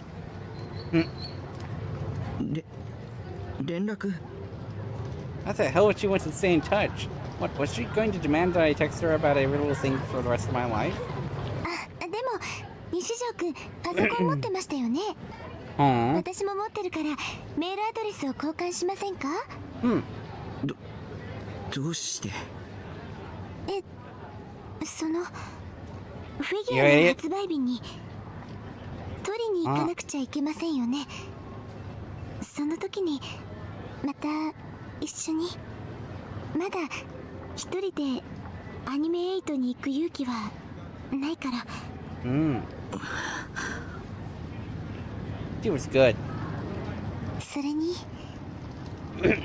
She was way too good. 私、西条くんと I knew she had her claws in me, but I just couldn't turn her down. If I did, I'd look like the bad guy. もっと 3D was the scariest fucking thing in the world. 仲良くなりたいから。Why was she doing this? Was it just because I was bad at talking to people? Or was she just too good? Either way, US seemed intent on not leaving until she had my email. At the same time, I could sense a bit of unease behind those glasses of hers. I could practically feel my will to resist draining from my body. There were goosebumps all over my body. Shit was running down my spine, but I couldn't run away.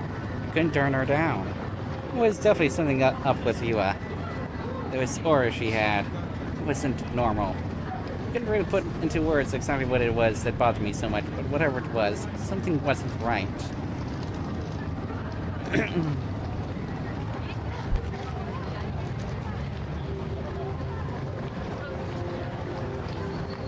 Before I knew it, I had torn out a scrap of notebook paper, written down my email address, and handed it to her. She took it, looking happy as it can be, and then quickly bowed her head and disappeared into the station. Felt like my soul had left my body. Just stood there, completely dumbfounded. Even after 10 minutes passed, I couldn't move an inch.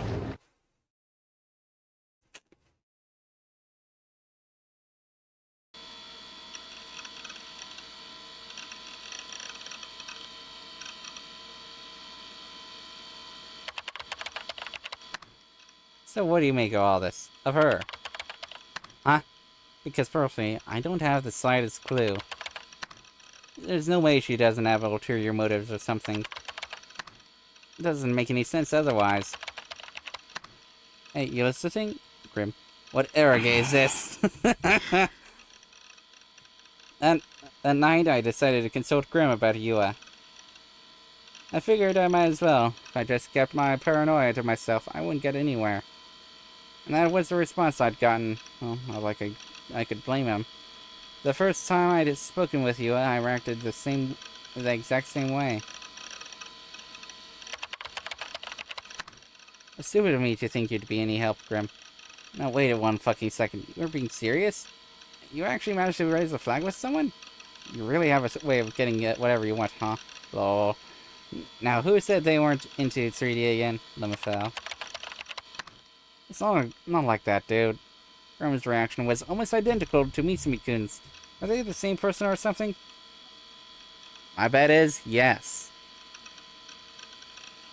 Well, for a turbo virgin like you, Nightheart, now that you have a girl, it should be easy to leave otakudom behind and lose your V-card. You gotta be careful, though. Like, if you start going, let's talk about my school swimsuit fish, she'll dump your ass, so use common sense. What's wrong with a school swimsuit fetish? This guy's hopeless. I'd better do something quick. Oh, out of nowhere, I heard Saratan's voice. That was my custom email notification sound. I casually went to check my email, and the sender's name was... Kusunoki Yua. うわ、早速来た。I got an email. Just now. Oh, there it is. This was the first time I had ever gotten an email from 3D Girl. I gulped and clicked to open it. Good evening, this is Kusunoki.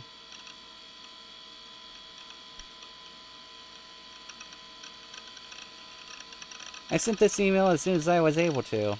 I would appreciate it if you would add me to your address book. My apologies for making you accompany me today. Even so, I still had a lot of fun, perhaps because it was my first time going to a store like that. Or maybe it was because Nishijo-kun was with me. What time will he be coming in to school tomorrow, Nishijo-kun? I'm only asking because I was hoping I'd be able to say hello tomorrow morning, that's all. Would it be nice if we could run into each other again tomorrow?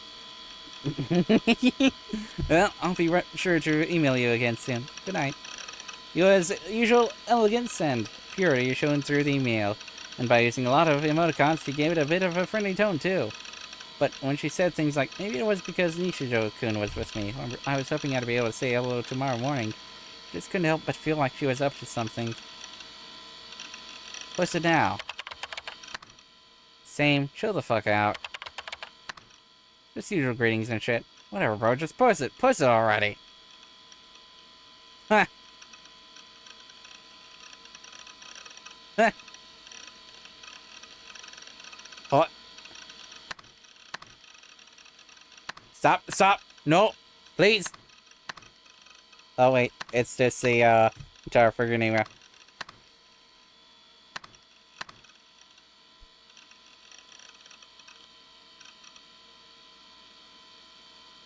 Graham wouldn't stop pestering me, so I just gave up and posted the entire email. Well, I did censor mine, you as personal information at least. Oh ho ho. You look at that lovey-dovey email. Feel your... No, don't do that. Nightheart, you naughty scum. Ugh, that's a bad thing to even say on stream. It is very risky to say on stream. Do not do that. I wouldn't even consider doing that. Don't do it. Anyway, please take this seriously. This must be some kind of trap. Yeah, and how tight that tinfoil hat you got on? Sure you're not overthinking it? It just looks like you raised a flag with this trick to me. You're almost at the good end already. That's what I mean. There's no way this is real. You think that's gonna happen to an otaku freak like me? There's no way that you think a cute girl would try to pick me up IRL? Doodle. Are you seriously complimenting your girlfriend already? Can you quit trolling me for 1 second? Come on, I already told you. You're just overthinking it. We're two of a kind, aren't we, Nightheart? We both know good girls like that don't exist anymore. Yeah, I was fully aware. But she really was just that nice. That's exactly what didn't feel right to me. Well, maybe her sucking shit went a bit too far, but that's kind of hot, don't you think? It means she really likes you. When you say she likes anime too? Yeah, no way. Such a perfect girlfriend exists, bro. Not for us otaku anyway, Lamau. Just don't go ruining her with your degenerate shit. Oh, that might not be so bad. No, scratch that. That was exactly what I wanted. So cheer up a bit. She made the first move, bro. I'm not into 3D. You say that, but we both know you really wanted to go out with her, am I right? そうだけど If you wanted to otaku-ify yourself, now's your chance, though. I'm gonna get a second one, and you know it. Congrats, you're popular now. Won't last long, so don't let it go to waste. Just keep calm and go on with the attack. Just be Nightheart IRL. You can do it. Got the green light, bro? If I could just do it, I wouldn't be going through so much turmoil. Like, I'd realized something when I was talking with you the other day. Sure, there were a couple of moments where I had fun or felt happy, but aside from that, just felt annoyed and completely exhausted. That was what I had to go through with every IRL interaction, and I'd honestly rather just live in the 2D world where I could do whatever I wanted. And that was why I decided not to reply to you as email. Bro. What the fuck? Fire burned bright into the sky. Scorching red cinders danced around the incinerator. The flame was fueled by a sailor-style school uniform. Oh. Along with countless textbooks. This, on a foothill overlooking the Seto Inland Sea, a girl stood in her home's garden. The steam whistles of boats echoed in the distance, and nearby trees gently swayed in the refreshing sea breeze. In the midst of such a serene scene, the girl, Orihara Kozue, stood still and alone in the front of the incinerator, bathing in the somber ambiance of its cinders. The girl's gaze was locked onto the school uniform and textbooks as they were slowly reduced to ashes, each becoming clad in a crimson glimmer. Until only yesterday they had been her school uniform and her textbooks. Despite having lit the fire herself, the girl did not move from the spot, perhaps out of a lingering sense of regret.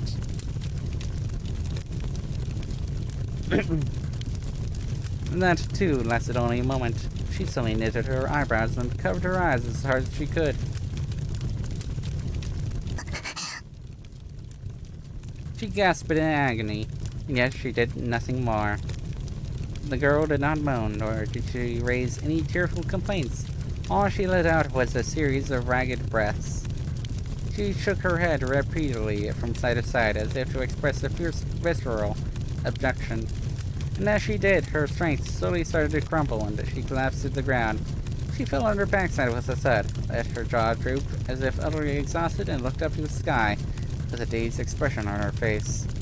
Minutes later, she was still in that exact same position, not having moved a single muscle, until suddenly, she turned around with conviction, as if she had heard someone call out to her. She looked toward the house's porch. The wooden house had been built over 50 years ago, so despite it being daytime, it appeared quite dim. Anything beyond the porch could barely be seen. Kozue slowly stood back up and walked over to the porch. At that very moment, her mother appeared with impeccable timing. あら、小杖ちゃん。探してたのよ。もう荷物の整理はできたの？ Kozue promptly nodded and slowly sat down. あさってにはもう、この家ともお別れなのね。Aww. Her mother took a seat next to her, gazing toward the inland sea with a gentle look in her eye. 東京なんて行くの、小杖ちゃんは初めてよね。いいお友達ができるといいわね。Despite her mother's caring words, Kozue did not nod, nor even shake her head in response. She simply remained silent, gazing wistfully toward that still burning incinerator in the corner of the garden.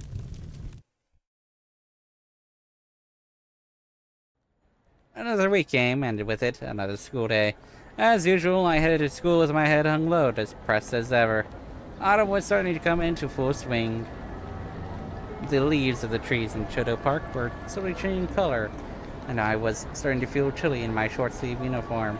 I suppose it made sense that I'd be surprised by the change of season, given I rarely went outside in the first place. I still hadn't really registered that summer had ended. My weekend had consisted of non-stop ESL. Grandma had kept on bugging me about Yua, but I just ignored him. I hadn't gotten an email from Yua since that first one. I hadn't replied to her first one either, so maybe she'd finally given up on me. I really hoped that was the case. Whenever I talked to Yua, my feelings always got all jumbled up. Those interactions almost made me have a little hope. But there was no point in being so optimistic. At the end of the day, I was just an otaku freak. My whole life, I'd never had any success with theory, so I'd just given up on it. Please don't give me any hope. Please don't have any hope for me. Just as I thought that, someone tapped my shoulder from behind. I figured it was Nanami or Misumi-kun, but when I turned around, I was shocked. What? Oh. Yua was looking at me with a smile on her face. Her cheeks were a little flushed. Why was she so out of breath? 後ろ姿が見えたから、もしかしたら西条くんかなって思って、走って追いかけちゃいました。Had she really not given up yet? Did she still have some hope left in me? おはようございます、西条くん。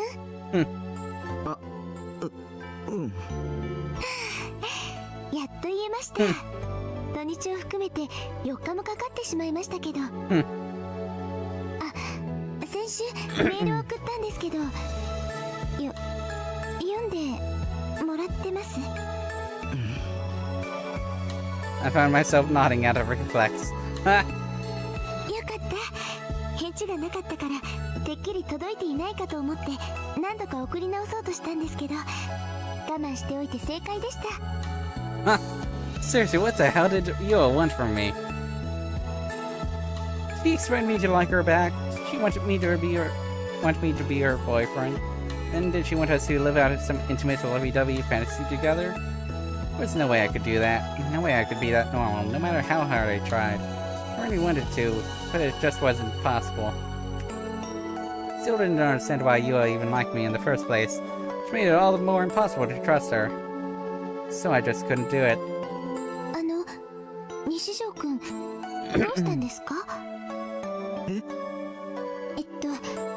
っと立ち止まってるので。Upon realizing that, I quickly started to walk away, leaving Yua behind. But before I could get very far, Yua had already caught up with me. 昨日、西条くんのクラスに行ったんいませんでしたよね。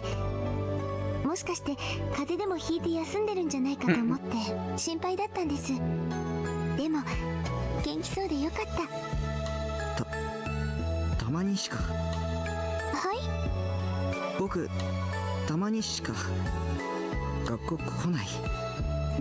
みんなから引きこもりって思われてる。Did I break the spell? You're totally disillusioned now that you know the truth, right? If so, I don't mind. I never got my hopes up anyway. Go ahead and call me an otaku freak. Then after that, never talk to me again. そうですか。Hmm. でも今日は会えてよかったです。I was left speechless. All I could manage to do was stare at you and smile. But when our eyes met, I got flustered and looked down. How was she not disgusted by me? っていうか、たまにでも学校に来てるなら西条くんは引きこもりじゃないと思います。すいません、分かったようなこと言っちゃって。でも苦痛だよ。だとしたら偉いです。Never thought I'd hear someone say that to me. What the hell was respectable about a total loser like me? A gentle smile had spread over Yua's face. A smile so sweet it could cure any disease. It was genuinely what I thought in that moment. 西条くんは辛いのに頑張って学校に来ていますから。普通なら普通は来られないですよ。でも僕はオタだしキモいし。私西条くんの話を聞くの好きですよ。What the hell? What was it with all this validation? Why did hearing it make me feel so good about myself? Felt like Yua was embracing me with all the way down to my core. Just do it! Anyway. Like she was giving me the right to be here, to exist in this moment. It felt like when I was with her, maybe I could even be a normal person again. 大変予例ですよ。I hadn't realized until now, but almost all the students were already gone. Aaron had made their way into the school building. 西条くん、それじゃあ私失礼します。あ、今日の放課後時間ありますか？もしよかったら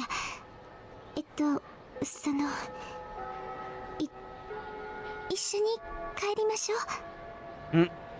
With a timid tone, Yua mumbled her words, a faint blush on her cheeks. 放課後中庭で待ってます。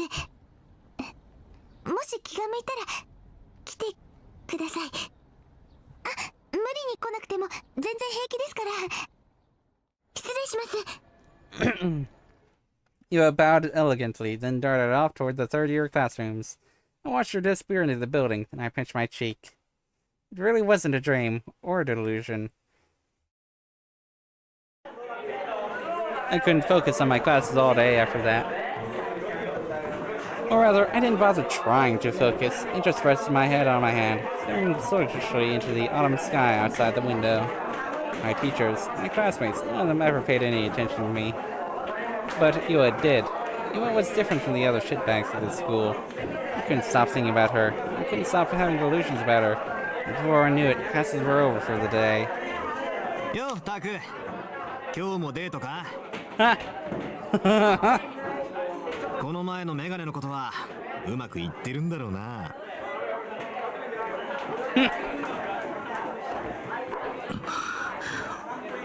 おいおい、ニートだからって躊躇してんなよ。向こうがお前のこと気に入ってくれてんなら付き合うか付き合わないかはともかくやっちまうのが礼儀。 I agree. そんなことしないよ。I agree with Misumi. Just do it! おい、なんだよいきなり大声出して。ユアとはそんなことしない。は？お前まだ言ってんの？なんで最初から諦めるんだよ。そろそろ引きこもりから卒業しようぜ。僕は引きこもりじゃない。That wasn't even what this was about. But there was no point in trying to explain that to Misumi-kun, guy who only thought with the wrong head. So, ignoring how puzzled Misumi-kun was, I quickly made my way out of the classroom.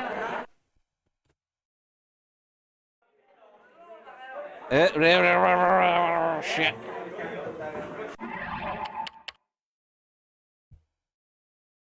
The shortest path from here to the courtyard is through the skyway to the third-year building, then down the stairs, I think. I didn't come to school often enough to have a good grasp on the layout. I didn't even know where half the club rooms were, so I was a little bit anxious as I walked down the hallway to the next building. As I walked, I noticed a girl standing alone in the middle of the hall, staring up at the sky. Her face looked stiff, so despite her looking out the window, it wasn't in the wistful kind of way. She was obviously in everyone's way, but she didn't even seem to care in the slightest. I know you can hear me walking toward you. Move along, will you? I'm in a bit of a hurry here.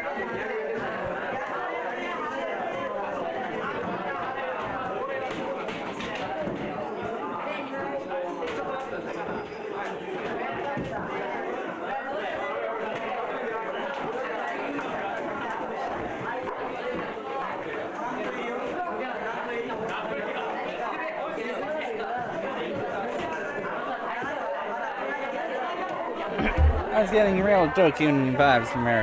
I didn't want anything to do with it. So I tried to keep my distance and slip by Girl B without getting noticed. Oi. Uh-oh. Not this again. Oh shit. Was she talking to me? Fuck. Was she gonna threaten me or take all my money? Take me to the Dokun hangout spot and have me lynched just because she didn't like my face. Or worse. You give me a fucking break. What have I ever done to deserve this? I looked toward a Girl B. She was staring at me. Yeah? お前誰だ Huh? Did she just ask me that? I mean, she don't talk to me, but this is the first time I've ever spoken to her, so obviously she wouldn't know that. So I was right. Whatever she wants from me, it can't be good. すいません I quickly bowed to avoid looking Girl B in the face and ran away as fast as I could. Oh.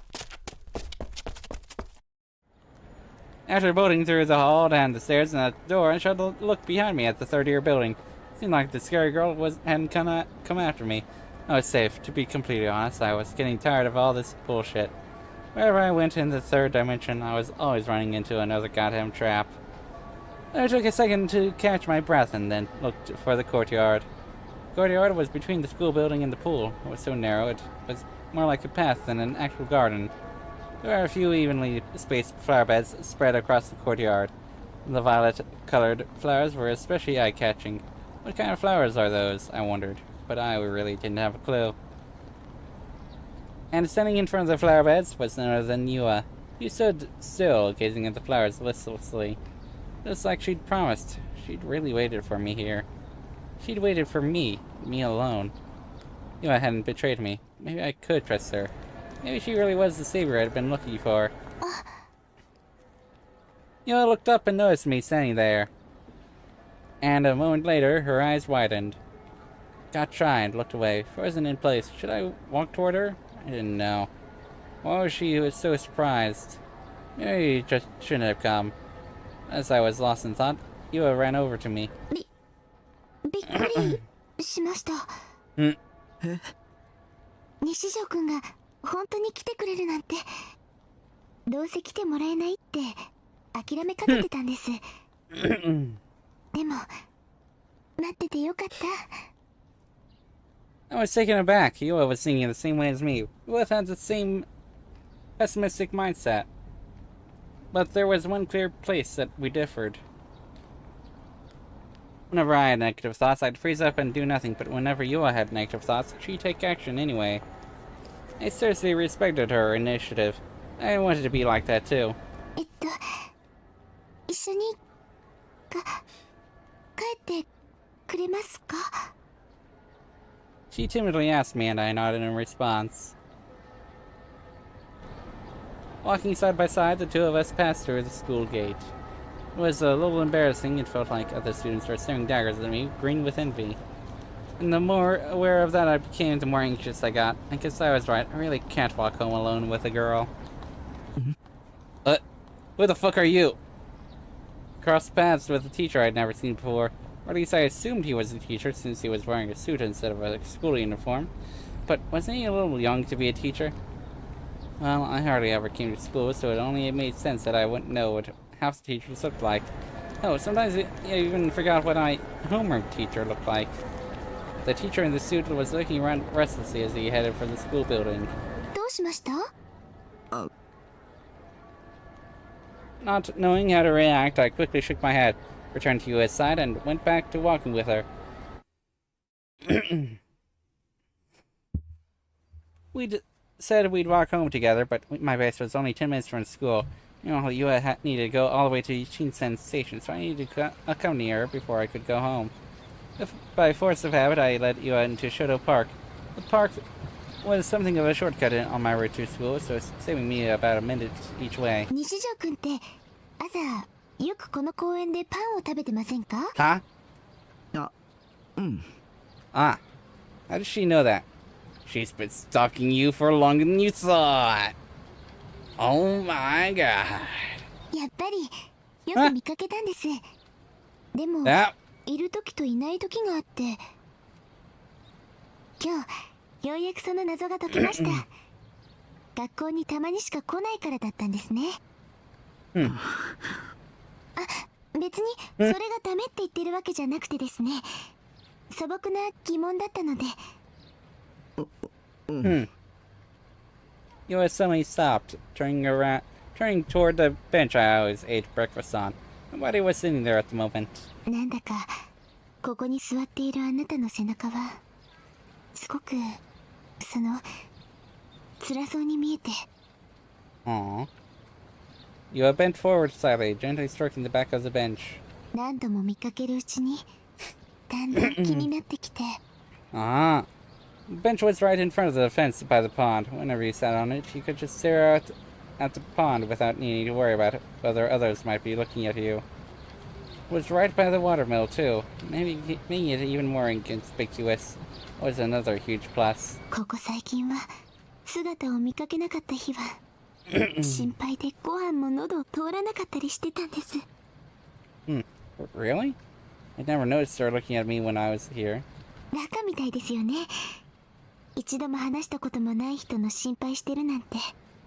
でも話しかける勇気もなかったので。Ah. So her initial stalking was an extension of that. Or maybe not stalking per se. Maybe she'd just been looking out for me. ちょっと座ってみてもいいですか？西条くんがどんな景色を見ていたのか、私も知りたいから。 Aw. I didn't really have much of a reason to refuse. I nodded my head, still facing out toward the lake. Yua placed her bag on top of the bench and quietly took a seat. She then straightened her posture and gazed out at the lake. It was so incredibly quiet, so incredibly serene. Yua was sitting right by my side. A gentle breeze drew ripples on the water and it softly swayed Yua's hair. Was this what it felt like to be a normie? This situation was so ordinary, so casual, so why did I feel like I was about to cry? ここで朝食をとるのって気持ちよさそうですよね。I looked at the side of Yua's face as she whispered that. If life were an eroge, this is where she'd confess her love. Then we'd lean in, kiss, and the good end credits would roll. Who knows if the situation called for it? Maybe we'd get straight into some exhibitionism. Just kidding. 私も今度 Please やって don't みようか joke な。 about that. Please don't. I mean, I know he's not annoying, but come on, man. Maybe I'll... Okay. Yua turned and looked up at me. Unable to find the words to say, I looked down at Yua's bag. Cursing my inability to maintain eye contact with the girl, I stared instead at the 3 Ngoro froggy straps hanging from her bag. No. Hold on. Wait a minute. Something about this scene was really nagging at me. And that thing was The ghetto froggies, characters that were popular with high school girls.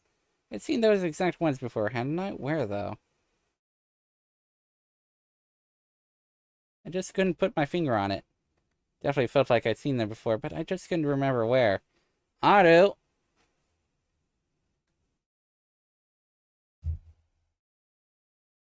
Was my memory really that bad?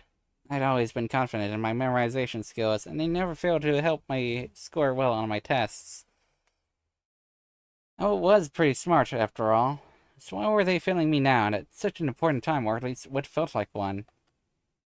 Where had I seen them before? Felt that if I took a closer look at the Ghetto Froggies, maybe then I'd remember. What would happen next, though, I didn't know. I just wanted to stop feeling so hopelessly lost, so I... Almost subconsciously, extended my hand and reached for the bundle of Ghetto Froggies. Huh? Suddenly, Yua slapped my hand away. Huh? Huh? What had just happened? I was dumbfounded. Yua looked away from me, then awkwardly started to get up off the bench. But as she did, her hand hit the 3 Ghetto Froggies that were hanging from her bag. And, almost as if in slow motion, her bag, slowly, fell off the bench, and crashed to the ground.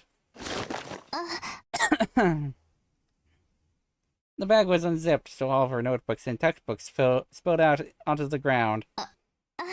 私ったら何をやってるんでしょう Just a few minutes ago. Might have even thought of you as dizziness as Moe.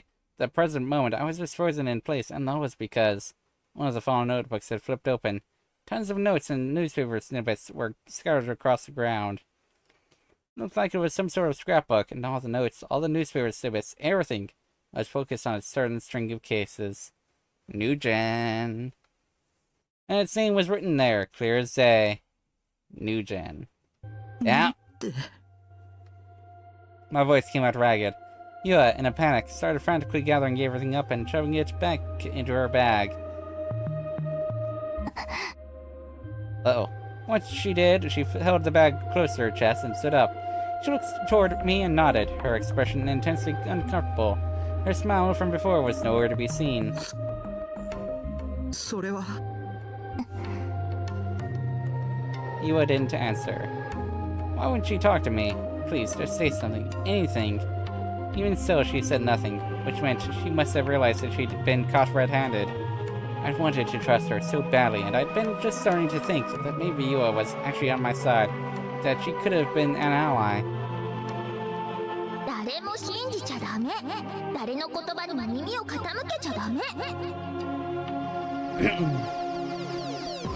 In the end, Sarah was right. 3D girls were the worst pieces of shit imaginable. Every last one of them. Yua never liked me at all.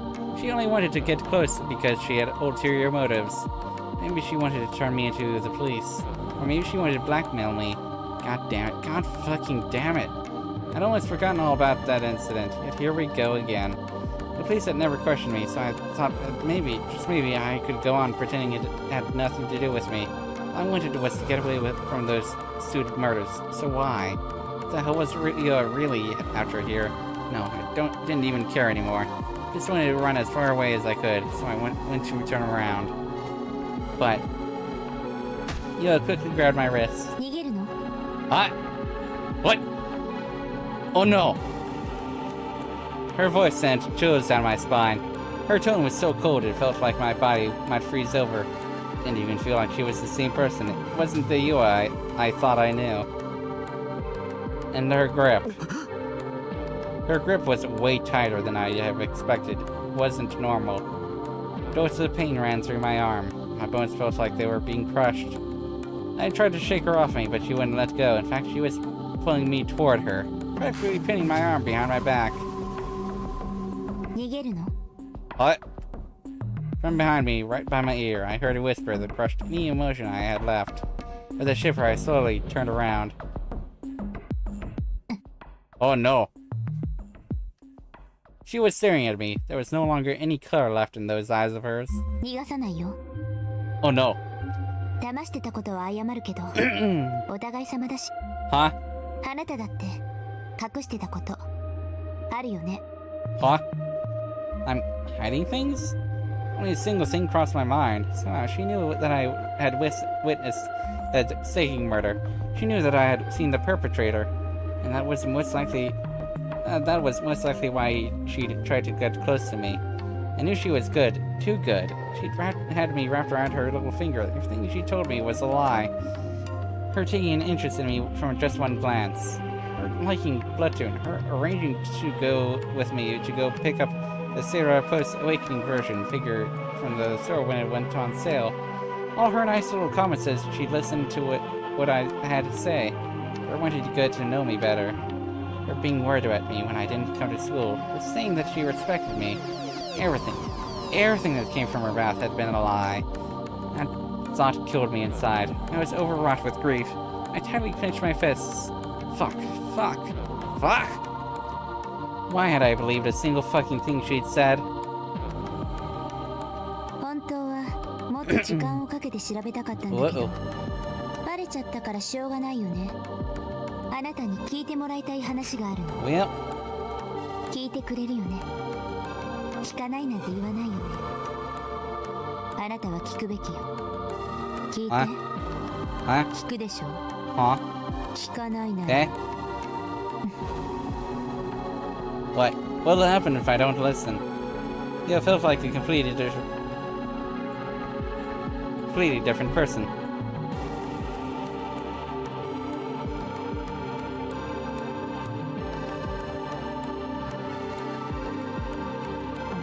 The gentle and carefree atmosphere from before was gone.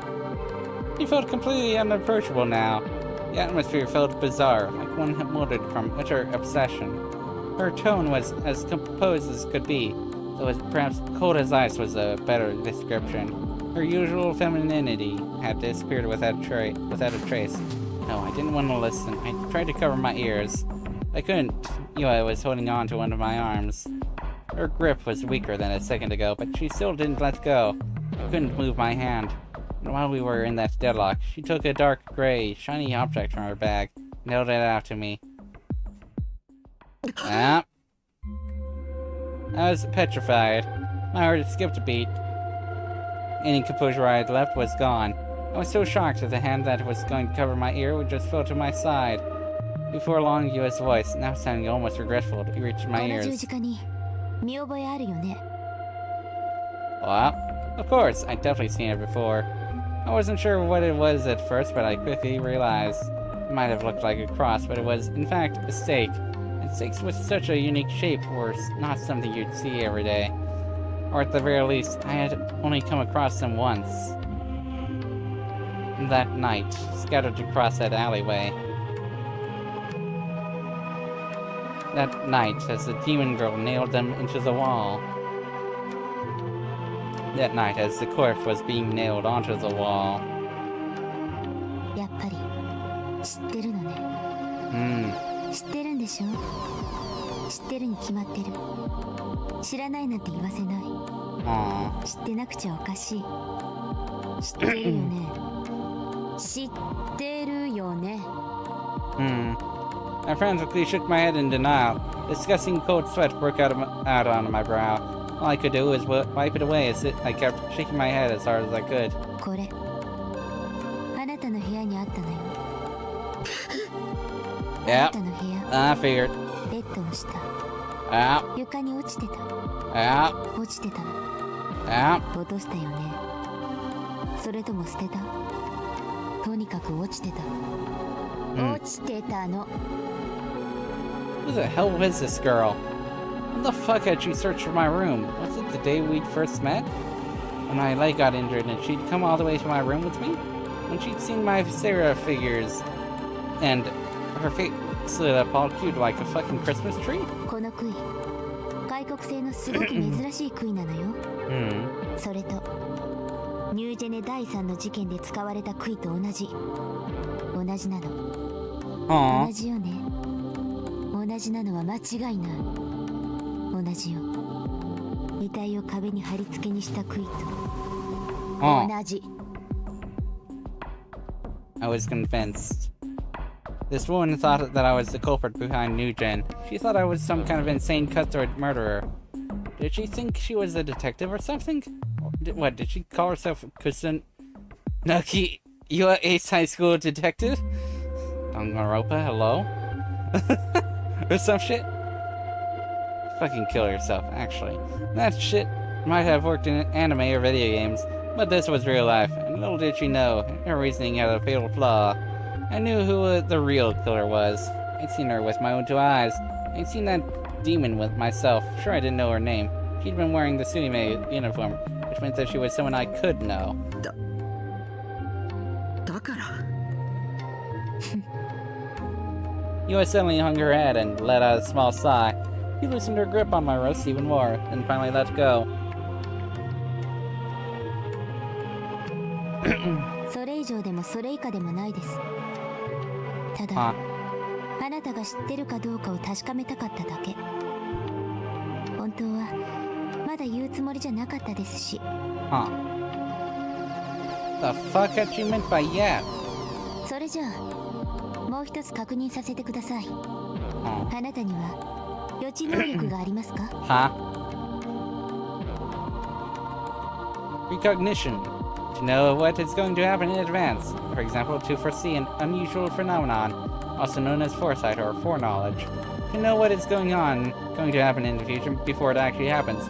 The term does not refer to predictions based on experience, information, or statistics, but rather a special sense that transcends humanity's natural perception. It has not been scientifically proven to exist. The way it manifests differs from person to person, with the most common being visions and prophetic dreams. Belief in precognition has existed since ancient times, where shrine maidens were often heralded as couriers. Psychics and fortune tellers are the modern incarnation of this belief, but there are many false actors who enjoy taking advantage of the superstition, claiming that they have precognitive powers in order to swindle others. This guy's hopeless. A quotation from a popular manga about death notes. That is spoken by the protagonist in reference to his foolish accomplice. The full quote is, "This guy's hopeless. I'd better do something quick," used to express exasperation. Huh? I couldn't help but just stand there with my mouth open. Precognitive powers? What the fuck? What did that have to do with the incidents? I tilted my head to the side, utterly perplexed. As I did, Yua's hand retreated into her bag once more, before taking out a picture printed in full color. 予知能力があるって思わなきゃ納得できないような画像データをあなたが持っていたから。Oh. Ah. The picture was that grotesque one Shogun had sent me. Why did you have it? これあなたはどうしてニュージェネ第3の事件の再現画像を持っているんですか？しかもこの画像が流出したのは事件の前日です。あなたの使った PC にキャッシュが残ってました。Oi! What? Oh. She hacked into his PC. 違う I'd gotten that image earlier that day when I chatted with Shogun. I hadn't made it myself. I downloaded it, so it must have still been in my history. That's it. I'll just show you that. So though, how had you even gotten this image in the first place? She said it had been in my computer's cache, but how would she have known that? When you had come into my room, she definitely hadn't had the time to snoop around my PC. まさか君が将軍か She trying to frame me? It was all set up by Yua. She was the new Jin killer, and now she was going to use me as a scapegoat in order to throw off the police, wasn't she? It 助けて was all too much. Why did it have to be me of all people? Was it because I was a freak? Was it because I had no friends? Yua didn't say a word. She just shook her head そ lightly. の画像はアットカフェルーム37の PC から拾ったんです。あなたの PC もできれば調べたかったんですけど、その機会はさすがにありませんでした。Room 37. That was the one I always use. This bitch really did her research. You looked at me with a slightly apologetic look. It almost felt like she turned back into the you I knew, if only for a moment. And while that happened, she started fishing around in her bag once more, but this time she took out a page with the text on it and held it out to me. I had a bad feeling about this. Alarm bells were going off in my head, telling me not to look. But there was no way I could ignore it, because if I did, then I'd surely end up being framed. それがあなたの全てです。 What the hell was that supposed to mean? Did that mean she had all of my personal information too? Was you some sort of hacker? I reached out and grabbed that printout, all while my heart was pounding out of my chest. But to my surprise, the page didn't have my personal information. It's just some chat log. The two members of the chat log were Nightheart and Shogun. Oh. そのログ変ですよね。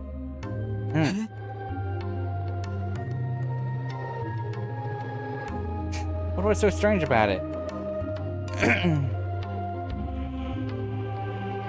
Looked like a perfectly normal chat log to me. I'd have to remember having this conversation with Shogun.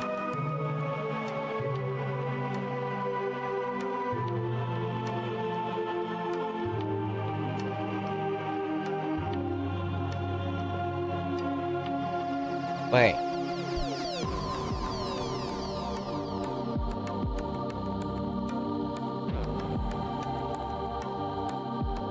No Grim? Wait.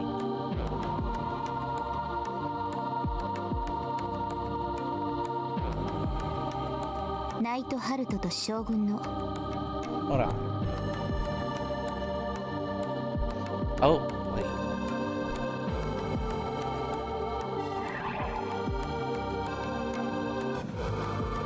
Huh. 発言時間が全然噛み合ってないんです。 Huh.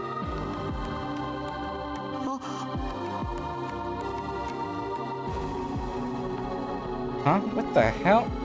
How is this possible? そこにあるナイトハルトは西条区。発言時間は9月28日の午前3時だ。そして翌日、あなたはアットカフェに行ってます。西条くんがアットカフェに行くのは学校帰りと決まってる。そして学校に行くのは週に 2.5 回。あなたのクラスメイトから聞いたんですけど、先週あなたが学校に来た日は月曜日、水曜日、木曜日。先週の月曜日は9月29日。将軍の発言時間と同じ日です。What was she talking about? Huh. ルーム37の PC のチャットログを調べさせてもらいました。そこから分かったことは。For just a moment, Yua hesitated. Then she stared straight at me before breaking the cold, unfeeling truth to me. あなた一人の自作自演。Huh. Don't look at me. 将軍は Don't look at me. あなた自身。 Holy shit. 何も見たくない。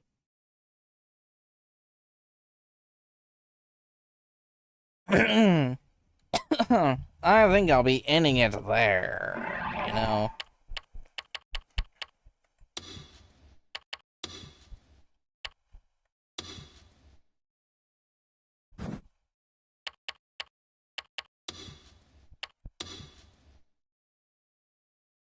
I think that's a good place to end it for now. Yeah. I shall be seeing y'all next time then.